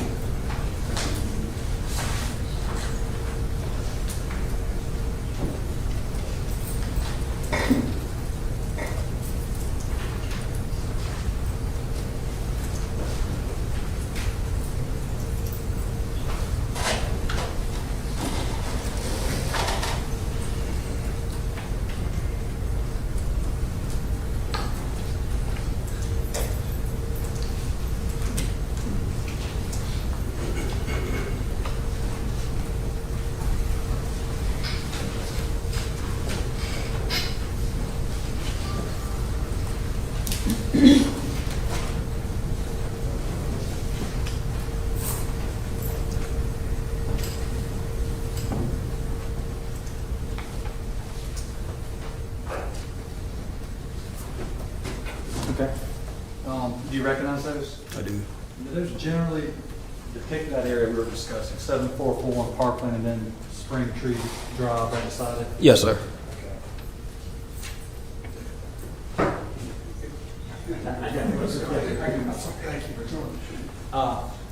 Okay. Spring Tree, you talked about it dead ending at some point. There've been some parts there. How would you describe Spring Tree Road? It's a road that goes to a dead end. There's three apartment complexes that have 220, 250, and then 100 Willow Oak Drive. Okay. Is it a hilly road? Is it a wide road? Is it a narrow road? Is it a flat road? It's pretty flat. Okay. Is it a curvy road? Is it a straight road? It's a straight road. It looks straight shot. Okay. Now you said the call for service had you going to 7441 Park Lane Road, which is that Shell gas station. Were you directed elsewhere after you arrived on scene? Yeah, so when I arrived on scene and stepped out my patrol vehicle, I was flagged down to go slightly further down towards 220 Spring Tree Drive. Okay. So you go to the Shell gas station, and then later you're rerouted up farther up the road. Yes, sir. On Spring Tree. And then you went immediately to where you were directed to go. Yes, sir. And what did you observe once you got there? I observed Burwell Mike, or black guy, laying on the ground with a bystander doing chest compressions on the individual, and multiple witnesses just standing by. Okay. Did you later learn who the black guy was who was on the ground? Later, yes, sir, I did. At the time, did you understand him to be the victim of the shooting that you were responding to? Yes, sir. Okay. And you said he was, medical aid was being rendered on him when you arrived, is that correct? Yes, sir, that's correct. Okay. And so what do you undertake to do once you arrive on the scene? I just told the individual continue to do chest compressions due to EMS being like 10 seconds away. Okay. Were you first responder? I was first deputy on scene. All right. It's kind of state does offer. They're identified. It's going to be states 14 through 31 for admission and evidence. Any objection? No objection. All right, I think it is state 14 through 31 without objection. Okay. And permission to go ahead and start publishing. Yes, sir. I just want to orient the jury. Do you mind just kind of explaining some of these things if I put them on the screen? Yes, sir. Okay. Stephanie, can you have states 15?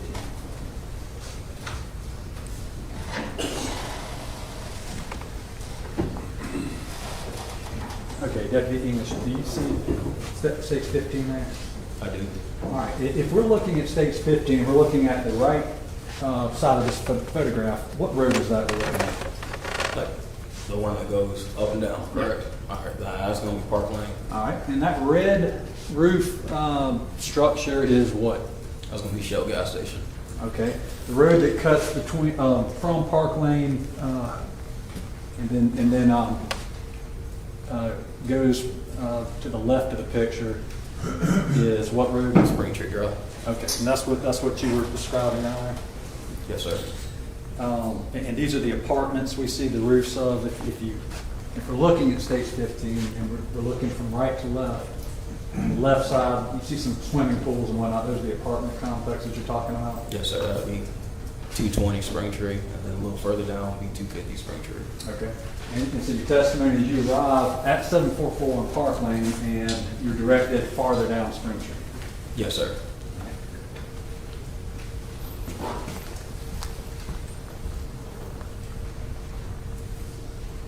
So you're talking about this being Park Lane, that being the Shell gas station. Yes, sir. Where you arrive, and then you're directed down this way, down Spring Tree? Yes, sir. Okay. And do you see generally where you found the victim of the gunshot wound in this picture? Yes, sir. So if you look where the little wooded area is, so bring your little stick, yeah, about right in that area right there. Okay. And that's where you were talking about seeing, you call him the black guy. Do you know him now to be Cyrus Carmack Belton? I do. Okay. And he was lying on the ground. You said people were rendering aid to him. One bystander, yes, sir. Okay. Did you also see the defendant, Mr. Chow, at the scene at that time? I did. Did you understand who he was when you first arrived? Not at all. Okay. What were you doing? I mean, were you securing the scene? Were you collecting evidence? What exactly were you doing? So one was trying to secure the scene. I was informed that there was a weapon on the ground, so I wanted to secure that in the back of my patrol vehicle, while also setting up crime scene tape and let EMS do what EMS does. Okay.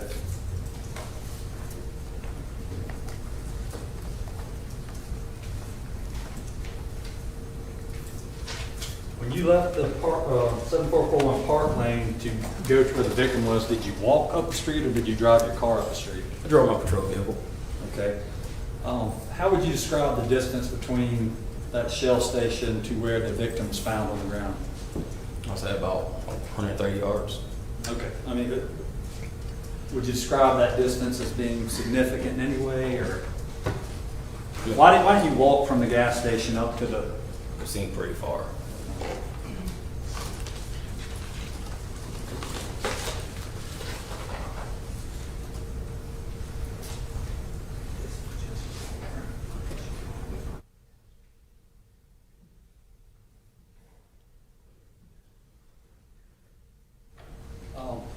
Remember me showing you some drone footage that sort of shows a video going from the gas station up the street to where the victim was. Yes, sir, I do. And did that fairly and accurately depict what you yourself witnessed whenever you drove from the gas station up to where Mr. Belton's found? Yes, sir, This is state's number 2. You recognize that in the drone video? I do. Now, the state does offer state's number 2 for admission of evidence. Any objection? Come on, hang on.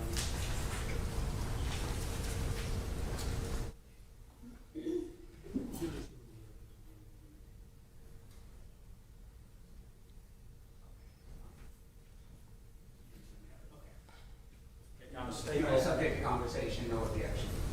All right, to be admitted as State's Exhibit 2. Okay. And permission to publish? Yes, sir. All right, before you start, Stephanie, all right, what are we looking at right here? Just, and I hate to keep belaboring the point, but I want to orient everyone with what we're looking at here. We're looking at this first shot, state's number 2.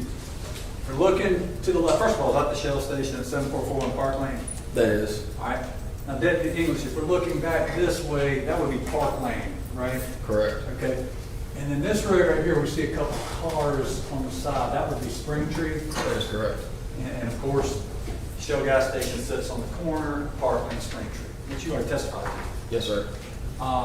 Do you recognize this as the front entrance to the gas station? I do. Okay. All right. Give me play.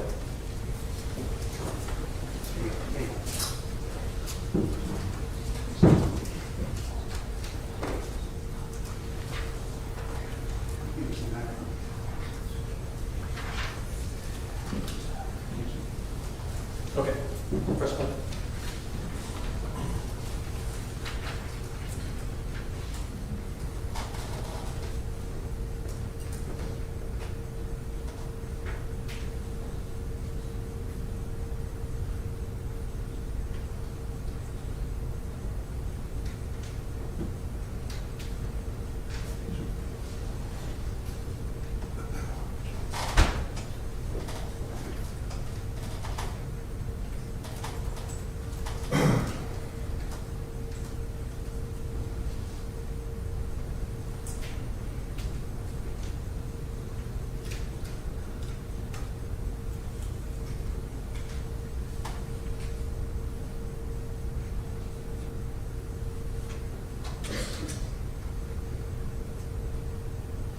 Okay. And where we end on that video, is that essentially where you found Mr. Carmack Belton? That is. On May 28, 2023? Yes, sir, that is. Okay, and that accurately depicts the pathway you would take to get there from the gas station? Yes, sir. All right. You talked about seeing Mr. Belton and aid was being rendered. Do you remember the fire department showing up? I do. I remember EMS and fire department showing up. Okay. You remember EMS showing up? Do you remember eventually Mr. Belton being taken away in the ambulance? I do. Okay. At this point, he's being taken care of. Does your focus shift to crime scene integrity? It does. And so did you put out crime tape and whatnot? I did. I put out crime scene tape. And a crowd started to gather at that point, or were there people on scene other than Mr. Chow and Mr. Belton? There was just bystanders, some who heard it, some who witnessed it. Okay. And did you at some point try to speak with some of them? I did. Okay. At some point while you're out there, did you begin locating evidence? I did. Okay. You remember a backpack? I do. A black backpack. Okay. And where was that? Like in oh, you can't see it from the picture, We'll go back to the number 2. Let me see if we can. but it was located in a drainage ditch. And I'm gonna get to it in a minute, but you're yeah, you see, all right, this is state's number 26 that's been admitted into evidence. So you can see. What number is that, Bill? 26. All right, do you recognize these two poles right here? I do. Okay. And do you recognize this stand of Bradford pick, these trees right here? I do. Okay, and would you agree that where I'm pointing this pointer is essentially where Mr. Belt was found? That is correct, yes, sir. Okay. And the drainage ditch you're talking, or the drainage, I guess, how did you describe it? I call it drainage ditch. Okay. Is that what you're talking about right here? I am. Say again? Yes, sir. Okay. And what did you say you found down that drainage ditch? Black backpack. Okay.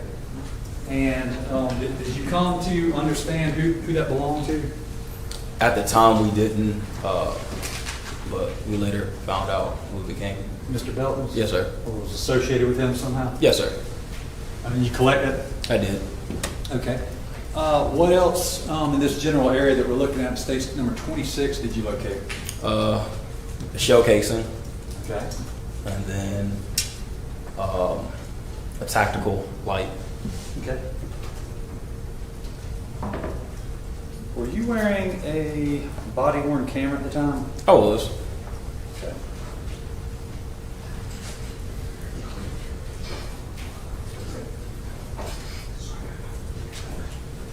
All right, so you saw a tack light. What is that? It's a attachment that you can put on a firearm, Okay. like a pistol. And it's something you would, manually put on a pistol? That is correct. Are these common or uncommon?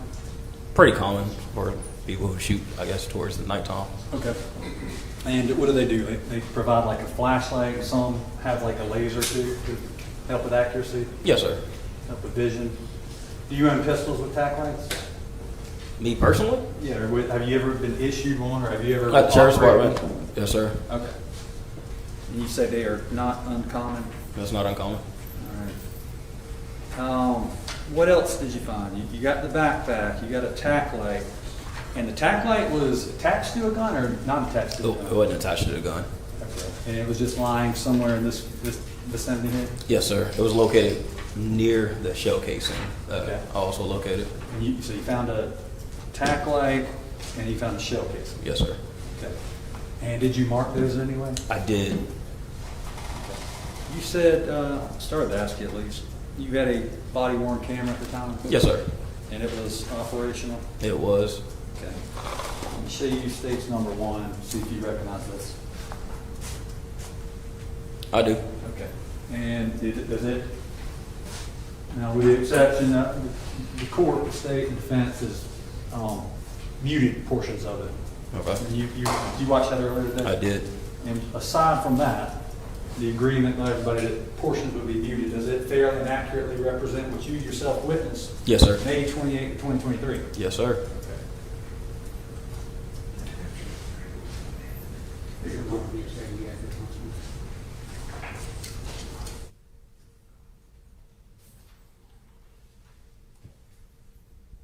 Now, the subject of yesterday's ruling is objection to states number 1.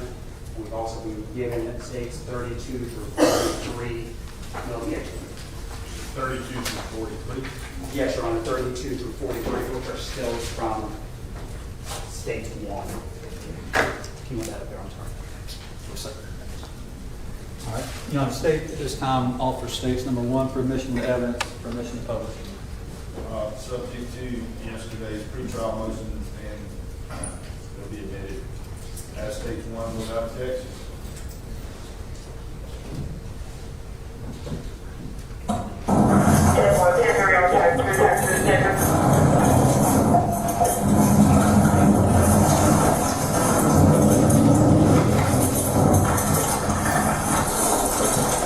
Hey, where's he at?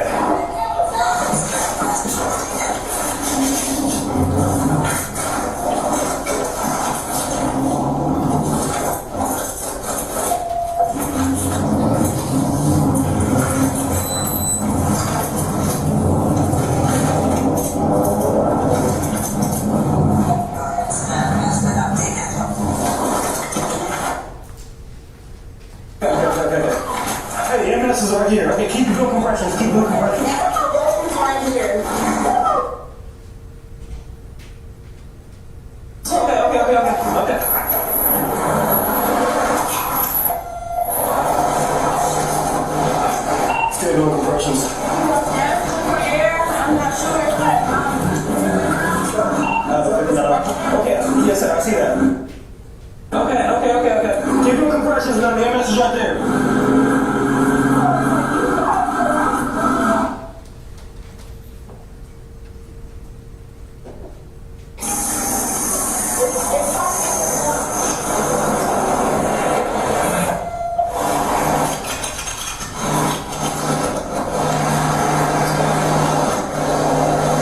Hey, y'all stand back. Stand back.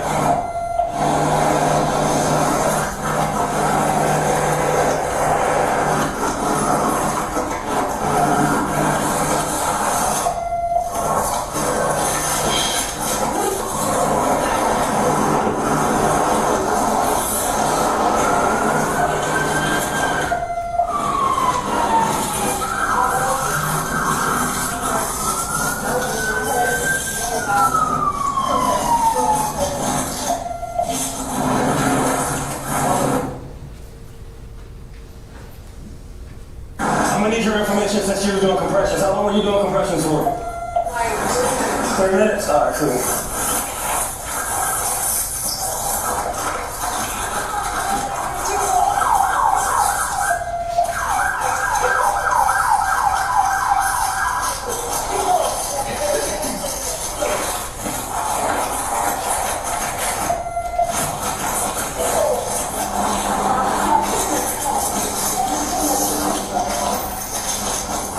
Hey, just don't cross it. Okay? Thank you.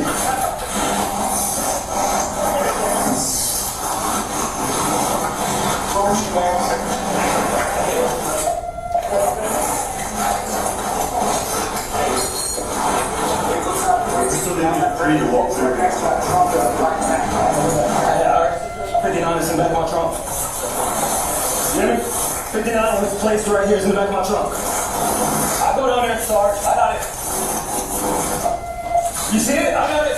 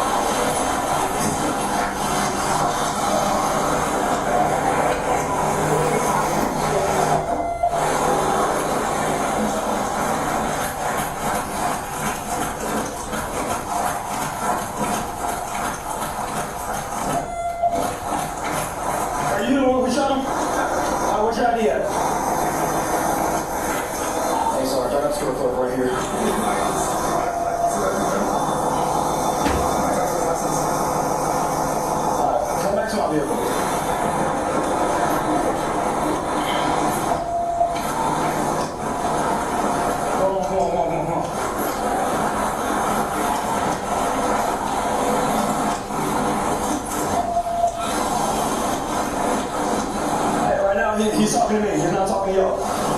He's at the back of my car. Stay right there, okay? Stay right here. Stay right here. No, I was just walking by to go home, and then I seen him over here with them, and I was like, oh, he looks unresponsive, so I came up with like stuff. Okay, all right.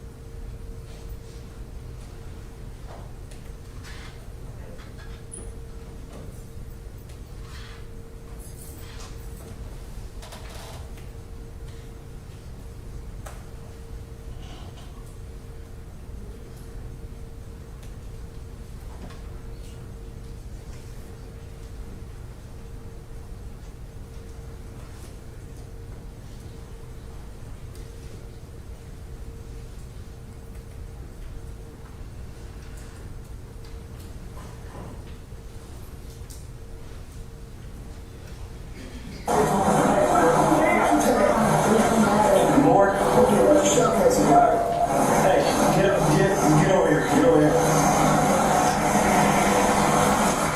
Don't let me forget I have your ID.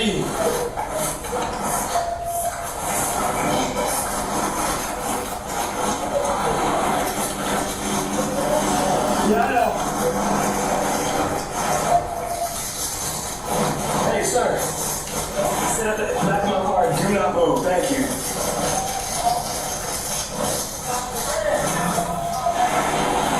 Hey, Mel. Anyways, I need y'all to get in the street this way.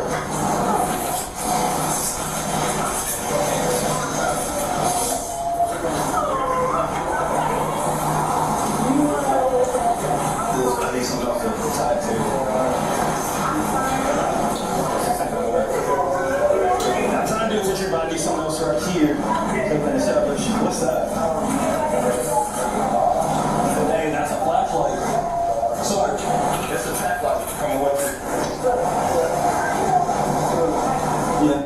Okay. That's where you were noticing the tack light right there, you're pointing to it? Yes, sir. Okay, and then did you do anything to mark it at the time? We did. I want to say like a card. Okay. I'm not stopping again, but after that, is that about whenever you find the shell casing and you point it out and mark that as well? Yeah. Yes, sir. Do we even know any, sir? Okay.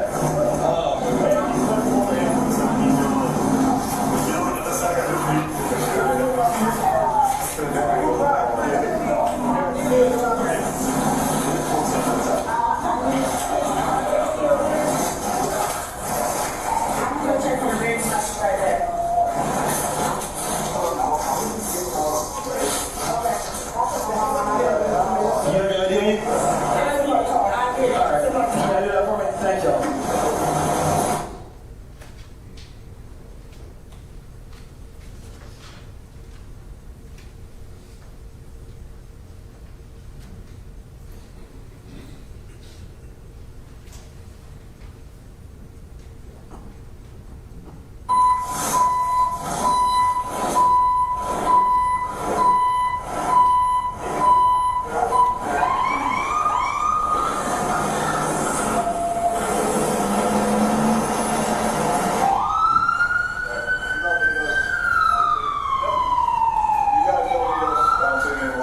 Oh, thanks,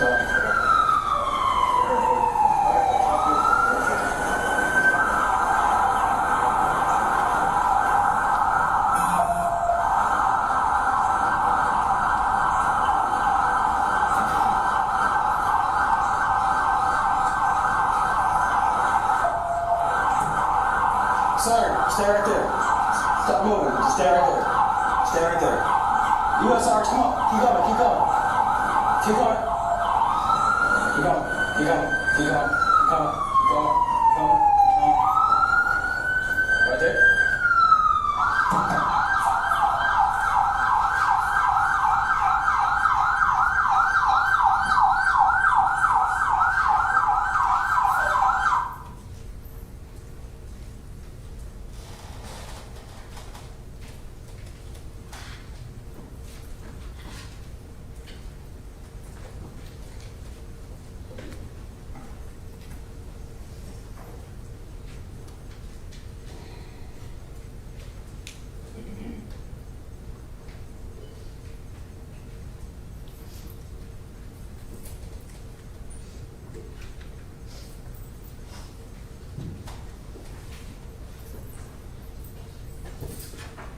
And I promise you, okay, we're gonna get to you, okay? Thank you. Sir, I need your boy. Do not cross this tape. If y'all cross this tape, sir, don't pick up anything off the ground either. If you cross it or pick up anything off the ground, I'm charging you with obstruction.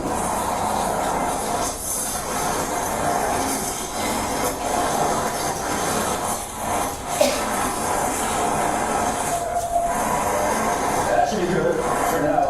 Did you get my guy's name? I'm gonna say No, watch out for a shell casing. Yeah, I can talk.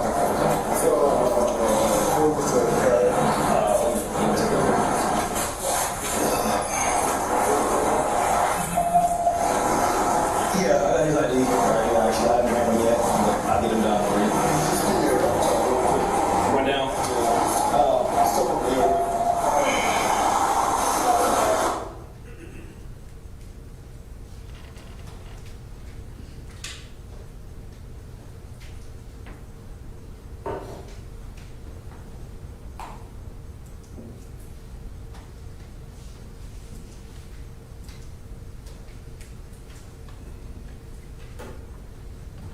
he went down there to do something, and he came back. I didn't know he was a suspect. I don't like telling him, but he's been there. We have this hack laser, and we leave an attack light right here, and then the shell casing looks like a 45. The non-secure actually looks like a cannon, But it is weird because that's the one who did compressions. That's her who did that.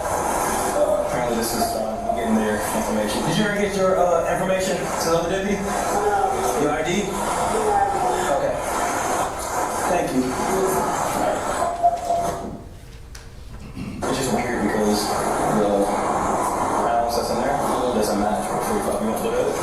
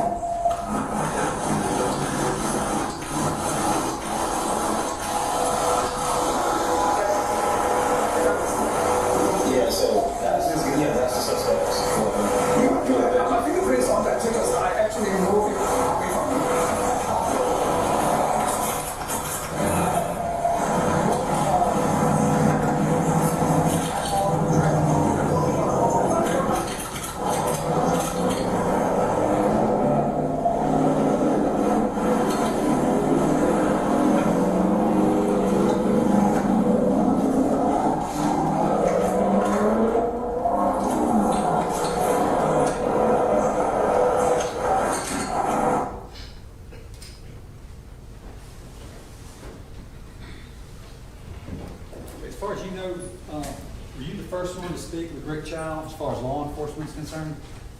Yes, sir. I noticed there was some confusion.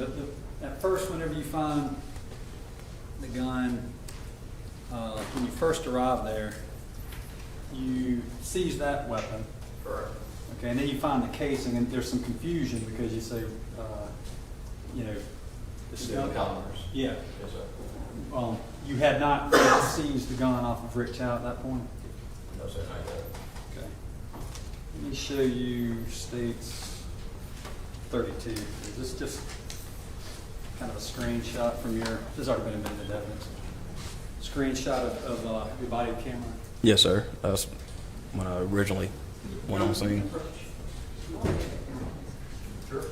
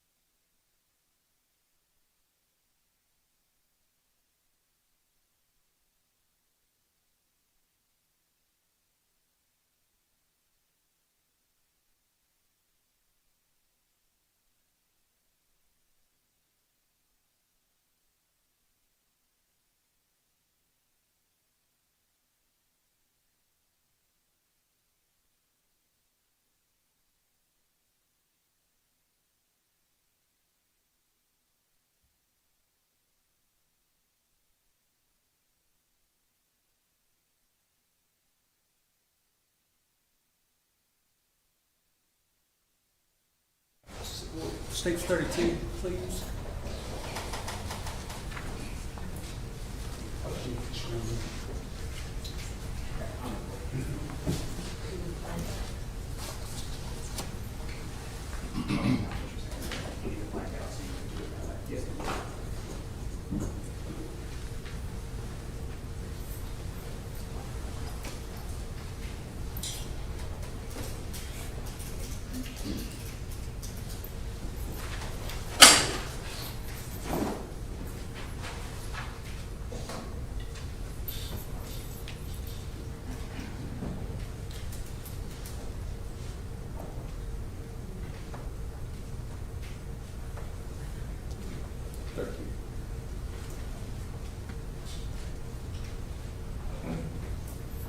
All right, this is just a screenshot right from your body cam that we've already introduced. Yes, sir. This right here, that's going to be the 9mm that you collected initially? Yes, sir. Your Honor, at this point, I'm given great latitude in not objecting to leading. I understand that the state has a right to establish this, but the witness can come down, be given the stick, and he can, not just, I'm concerned about relaxing into leading. Most of this has been foundational thus far. We're just trying to move it along. He's already. Yeah, I'll overrule the objection. I understand, the Rule 611 does allow limited leading to develop witnesses testimony. Okay. We watched the body cam earlier, right? We did. And we saw you collect everything.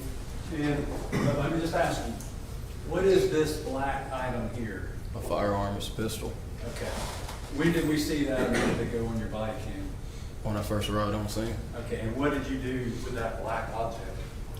cleared it, rendered it safe. Okay. Placed it in the back of my trunk. This is states number 11. Do you recognize this?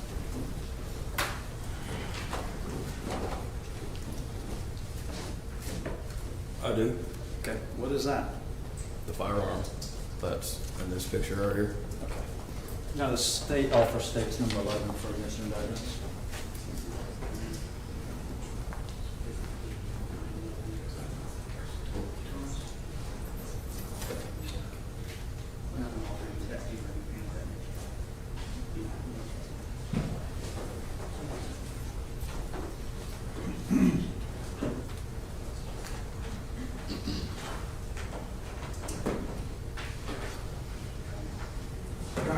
States.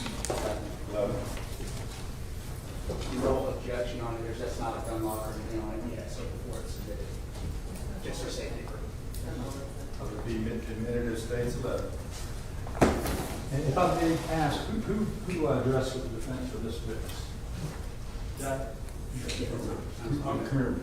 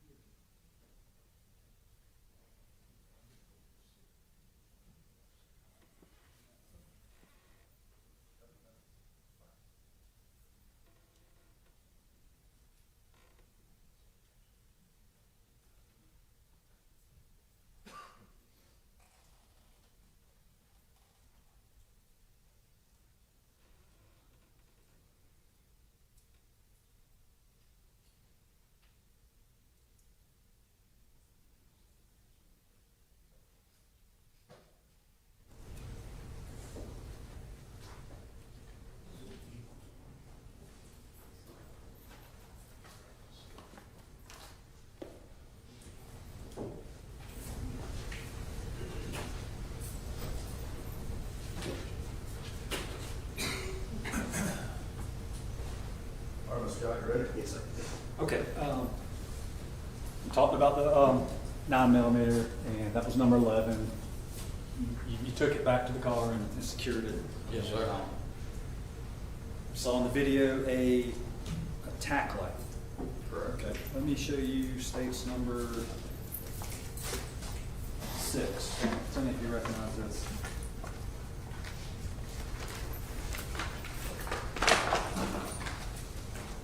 Well, Yeah, just look at it and see if you recognize it.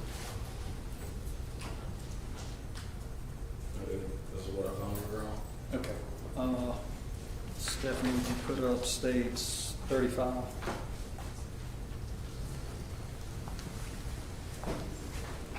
And he has identified, but I'm on for states number 6 for this one, 6.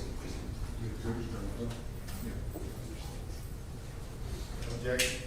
All right, moving into state 6, without objection. All right, in this picture, see those markers on the ground? Anthony? I do. This placard right here is there to mark what? Evidence, it's a crime scene marker. Okay. Or evidence marker. What specifically is Oh, the it's a tack line, I apologize, it's a tack line sitting on the ground. Okay, the tack light we just introduced is states number 6? Correct. Okay, and let me have 37. Okay. Do you see, you talked a little bit earlier about a drainage ditch. Do you see the drainage ditch in states number 37? I do, this is the bottom left-hand corner. This little area here? Yes, sir. Okay, and then AA, you just said it's a tack light? Correct. All right. Stephanie, we have 38. All right, what is this? Do you see the tack light in this picture? I do, this is before the markers were placed by Okay. crime scene. Well, in the body cam, it showed you throwing some pads and stuff down. What were you doing there? So just due to me not having anything in physical possession, I just threw down my notebook. The Who marks, puts those placards down later? the yellow ones? Yeah. Crime scene. Okay. You recognize this item here in states number 38? I do. And what is it? That's a tack light. Okay. What is states number, let's see, go back, Stephanie, to 35. What is, in States 35, what is that placard AB? What is that marking? The shell casing. Okay. And do you remember on your body cam when you located it on that video? I do. Okay. Let me show you States number 7.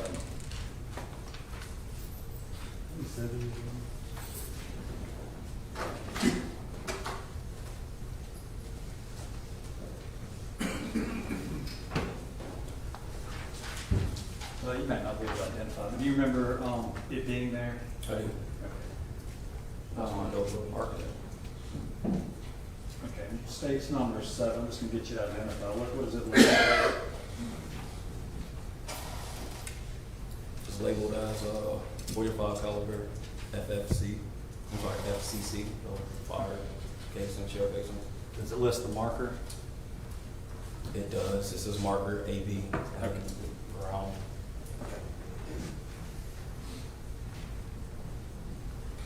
So, but you yourself didn't collect that casing, you just identified it and let crime scene pick it up later? Correct. Okay. Noticed on there, were you present whenever the firearm was finally located on Mr. Chow? Once I walked up, yes, Okay. sir, and they were taking it off. Okay. This is States number 10. Just look at it, see if you can recognize it.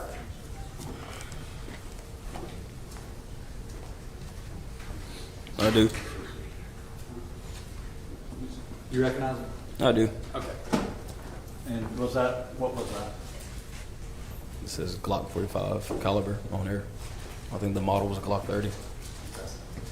Do you recognize it as the weapon that you yourself saw being seized from Mr. Chow that night? Yes, sir. Okay, so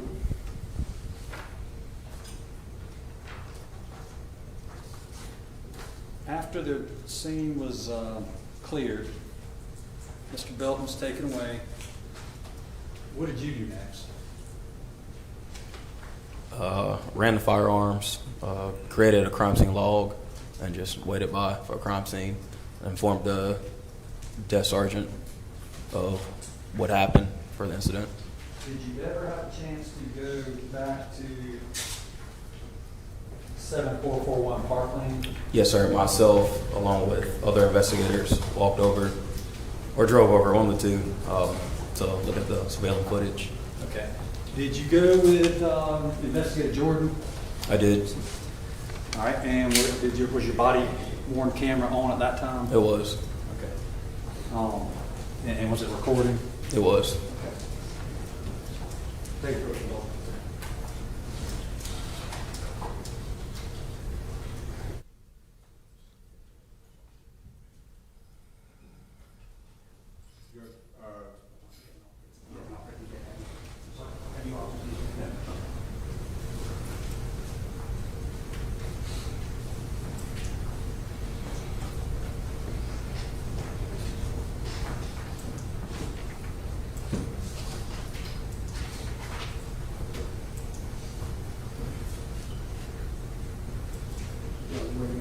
Yeah. Okay.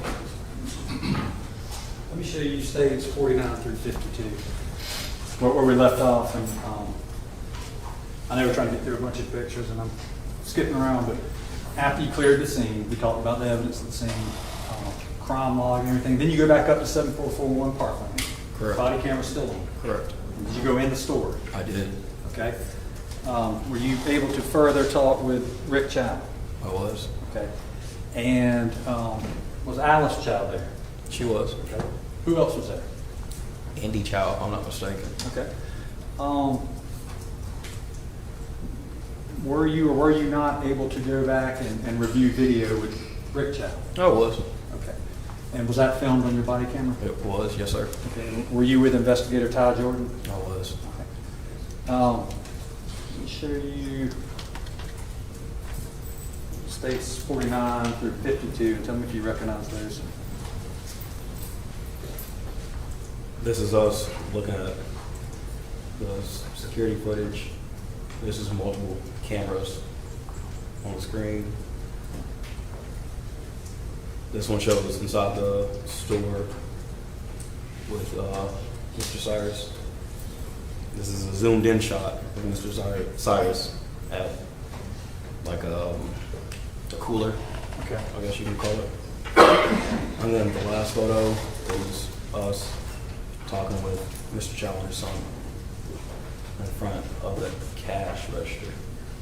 Okay. All right, you're on the state law for states 49 through 52 for admission and evidence. Judge, there's a 52, just the original objection as to 52 from yesterday's pretrial hearing. Other than that, no. All right, they will be entered as, or admitted rather, as states 49 through 52, subject to defense objection yesterday. Okay. Tell me about, was there anything, what was it? Was it a convenience store? It was. Was there anything noteworthy or anything that, that you noticed when you go in the store? So as soon as you walk in the store, besides the normal gas station stuff, once you walk up to the counter where the cashier is, I mean, they have like different things up there. Lottery tickets, the top, there's like the wall of shame. And it's pretty big. There's multiple people that's been in there prior. Okay. Let me show you states 52. Or you already seen it, but let me publish it. All right, first of all, who is this individual in states 52? That's Investigator Jordan. Okay. Is he here in the courtroom? He is. Raise your hand, Jordan. Okay. And this is who? Mr. Rick Chow. Okay. Do you see Rich out here today? I do. Okay, where is he? Sitting at the table over there. And this is who? Mr. Andy Chow, his son. All right. And this, what is this? Is this what you were just describing as the wall of shame? Yes, sir.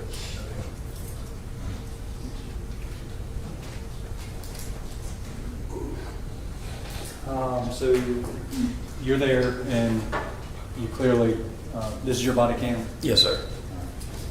At some point while your body cam's running, you go back, you said to the, where is the surveillance room?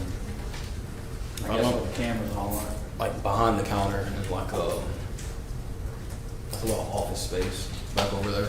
Okay. Show you states number 49. All right, where are we looking in states 49? We're inside that office space, looking at the surveillance footage. All right, and whose head is that we see? Mr. Rick Chow. Okay. Do you know, all right, what are we looking at on his laptop with the record in front of him? Multiple cameras, like surveillance footages. Okay. And there were a number of different camera angles, is that fair to say? Yes, sir. Okay, and is that what y'all are reviewing here? Yes, sir. Let me show you states 50. All right. What are we looking at here? One of the actual cameras, and then in the far right, top right side of that camera is Mr. Cyrus. Okay. Tell me about Mr. Chow. Was he able to demonstrate different capabilities with his surveillance system while you were there watching him? Yes, sir. All right. Such as? He was able to find what area go backwards on when the individual walked inside, when he was walking around, when he walked outside, Okay. any camera angle we needed to look at. So he was able to access these different camera angles while you were there watching? Yes, sir. Was he able to reverse, Yes, sir. fast forward, Yes, sir. blow it up, make it bigger? Yes, sir. He was able to do all that? Yes, sir. Okay. States 51. What do we see here? The photo, the photo from before, but zoomed in. Okay, so he's actually taken the angle we saw before, but zoomed in on it? Correct. And then you were able to watch this particular video play out in front of you? Yes, sir. Yeah. As far as states 51 and what it's depicting here, that video, that angle, what did you all discover when you watched it?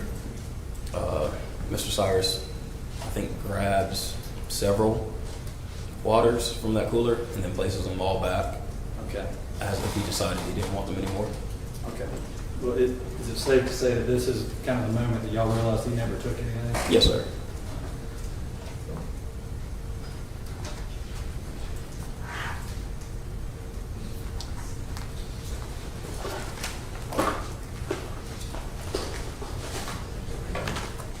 And all these, you've been able to watch a lot of these surveillance videos since then?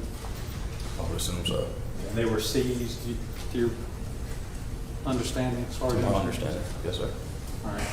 Stage 3, do you agree that that's the surveillance videos taken from the Shell gas station? I would agree.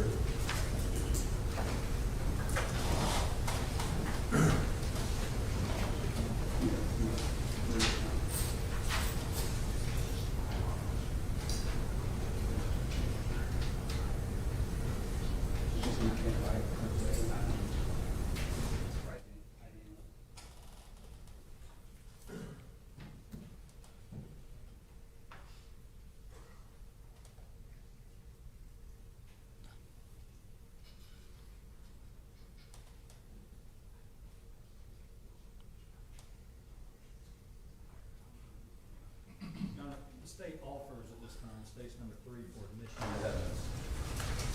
Well, To be clear, we're not publishing the report. yeah.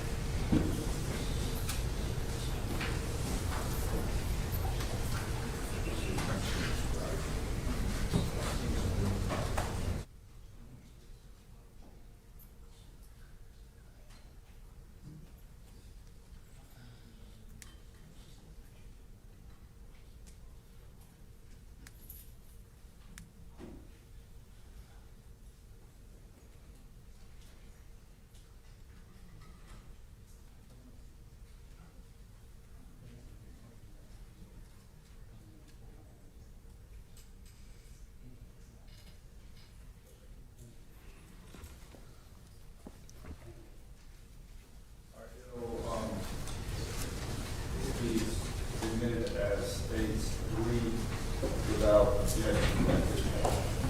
Thank you, Your Honor. Okay.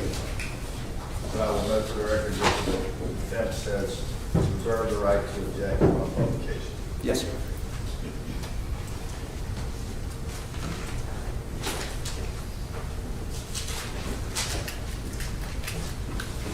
Deputy, who at the scene on the night of May 28, 2023, who ever said anything about Cyrus pointing a gun? Nobody. Nobody.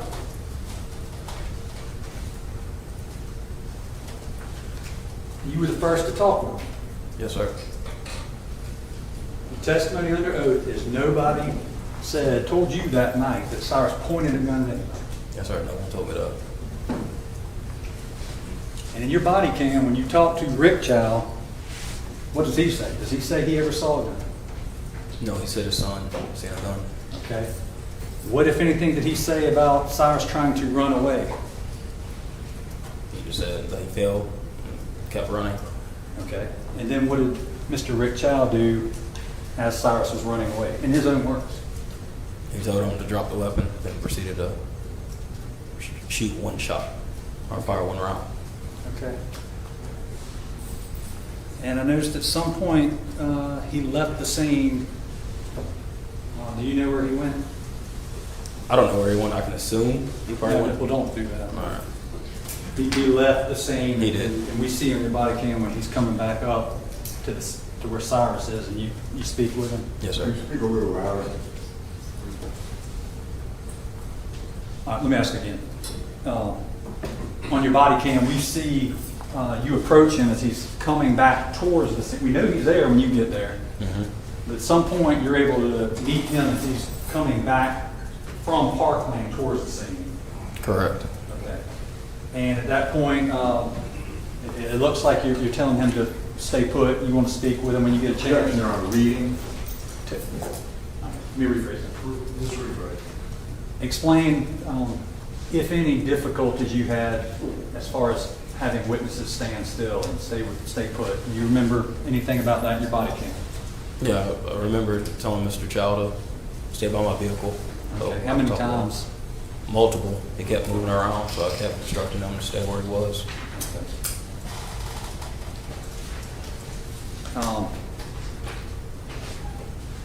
Anything else that you were involved with that night?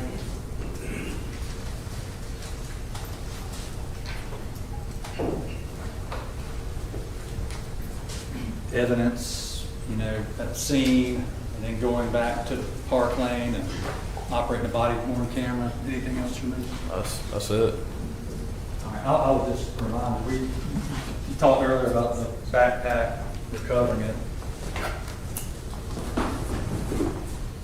This is states 12. Stephanie, can we put 33 up?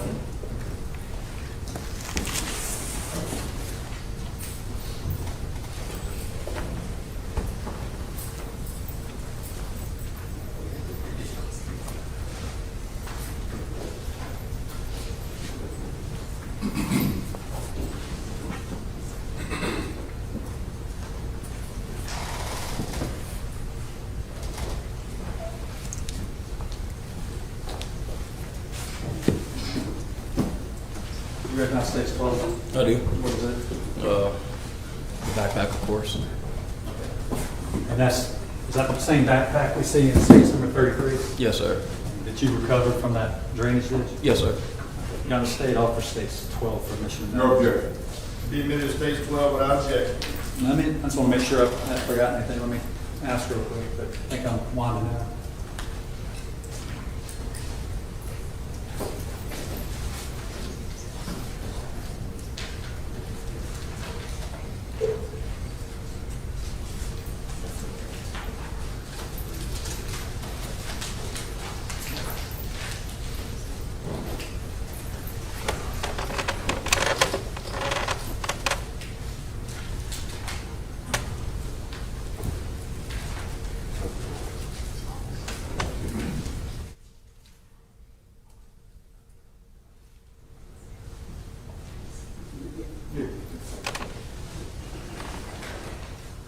You identified them earlier, states 10, states 7. Yes, sir. State 7 was what? The shell casing. From the marker AB. Yes, sir. 10, Firearm from Mr. Chow. the state, this time offer states 10 and 7 for admission of evidence. Real quick.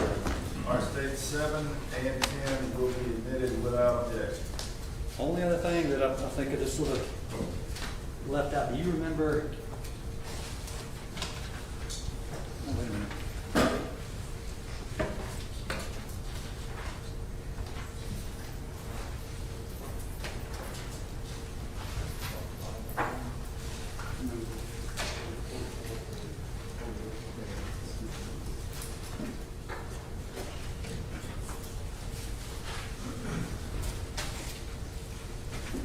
What, if anything, do you know how your timestamp on your body worn camera video? Mm-hmm. Okay. Yes, I'm sorry. What, if anything, and I'm looking even at states 52, did you notice anything about the timing when you were reviewing the different cameras and camera angles within the gas station as far as times associated with those videos? Yes, sir. I realized it was off by a few days as well as the time was off. Okay. So the times and dates on some of the cameras from within the gas station didn't quite match up. Yes, sir. I had another stack of pictures I meant to talk to you about earlier, but they hid from me on podium. This is 44 through 48, just quickly. Look at those, and just tell me if you recognize them.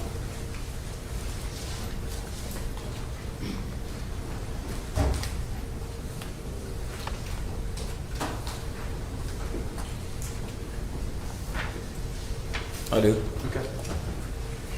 Starring, you recognize those? I do. All right. As far as states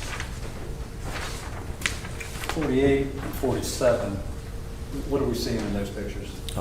2 cell phones. Okay, where are those located? Right now, in Where that were picture? they in this picture? No, on the counter. Where? Where was the counter? Oh, inside the store. Okay, gotcha. What, just a white and black cell phone? Yes, sir. You know, state offer these in evidence yet? States 47 and 48 for admission and evidence. 47, 48. No objection. All right, stage 48, or 47 and 48 will be admitted without objection. States 45 and 46, what do we see here? You see a white shoe, almost like an Air Force One, Okay. located within the store as well, next to the counter where the phones are located. Okay. States 45 and 46 for admission and evidence. No objection. All right, let me admit to stage 45 and 46 without objection. States 44? Oh, that's the inside the store. Okay. And that just, does that Judge, indicate? you do have an objection to that. Publishing it either. Pre-trial motion. Oh, okay, yesterday, what number was that, Mr. Scott? 44. All right. Go ahead. Does this fairly and accurately depict rather, how the store looked on the night of May 28, 2023? Yes, sir. State offer states 44 for admission and evidence. Be admitted to stage 44, subject to the pretrial objection. Deputy English, please answer any questions that Mr. Swerling has for you. I think we're going to break for lunch at this point. I suspect Mr. Swerling's cross-examination may be a little bit lengthy. All right, ladies and gentlemen, we're going to break for lunch now. It is 12:40. Let's be back here at 2 o'clock, and we'll try to get started as soon thereafter as we can. Again, don't discuss the case, don't do any research, or anything of that nature, and we'll enjoy lunch. We'll see you back at 2 o'clock.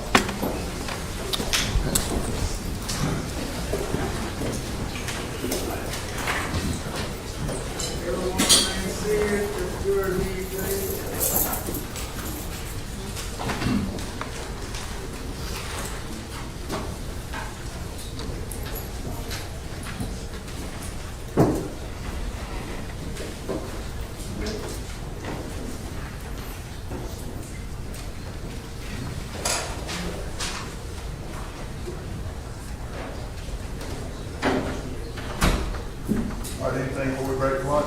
Just right, if I might, if you don't mind, Judge, I would just think this is okay. Go ahead. Come up a little bit. Yeah. Yeah, if you want to confirm where I'm saying. Your Honor, at this point in time, I would just do this when we conclude with the witnesses. Hey, quiet down, please. At this point in time, the state has offered, number one, without objection, English body cam video. Number two, which is an edited drone footage video. My understanding is the unedited version they'll get us just so we have it in the record. The drone video is I thought there was a coming from another one, which all that. Or if I'm wrong, that's fine. Here. That's what I'm saying. I was just, so nothing wrong with number two, Your Honor. Number three was a surveillance video, which we put in, but we agreed, subject to a potential objection, if there was any hearsay that comes in, it was not published. Number six was placed in evidence, which is the tack light. Number seven was placed in the evidence, which is the casing. Number 10, which is the Glock 45 firearm. Number 11, which is the 9mm firearm. Number 12, which is the book bag. And then items 14 through 48 are all scene pictures. Items 44 and 52 were subject to our objection. Item 47 and 48, 45, 46, 47, 48 were taken at the store. And items 49 and 52 were also pictures taken from the store. And that's the only evidence that we have that had been entered as a visit. Okay, thank you, Judge. look up for the record for you. Thank you, sir. Okay. All right, we'll need either two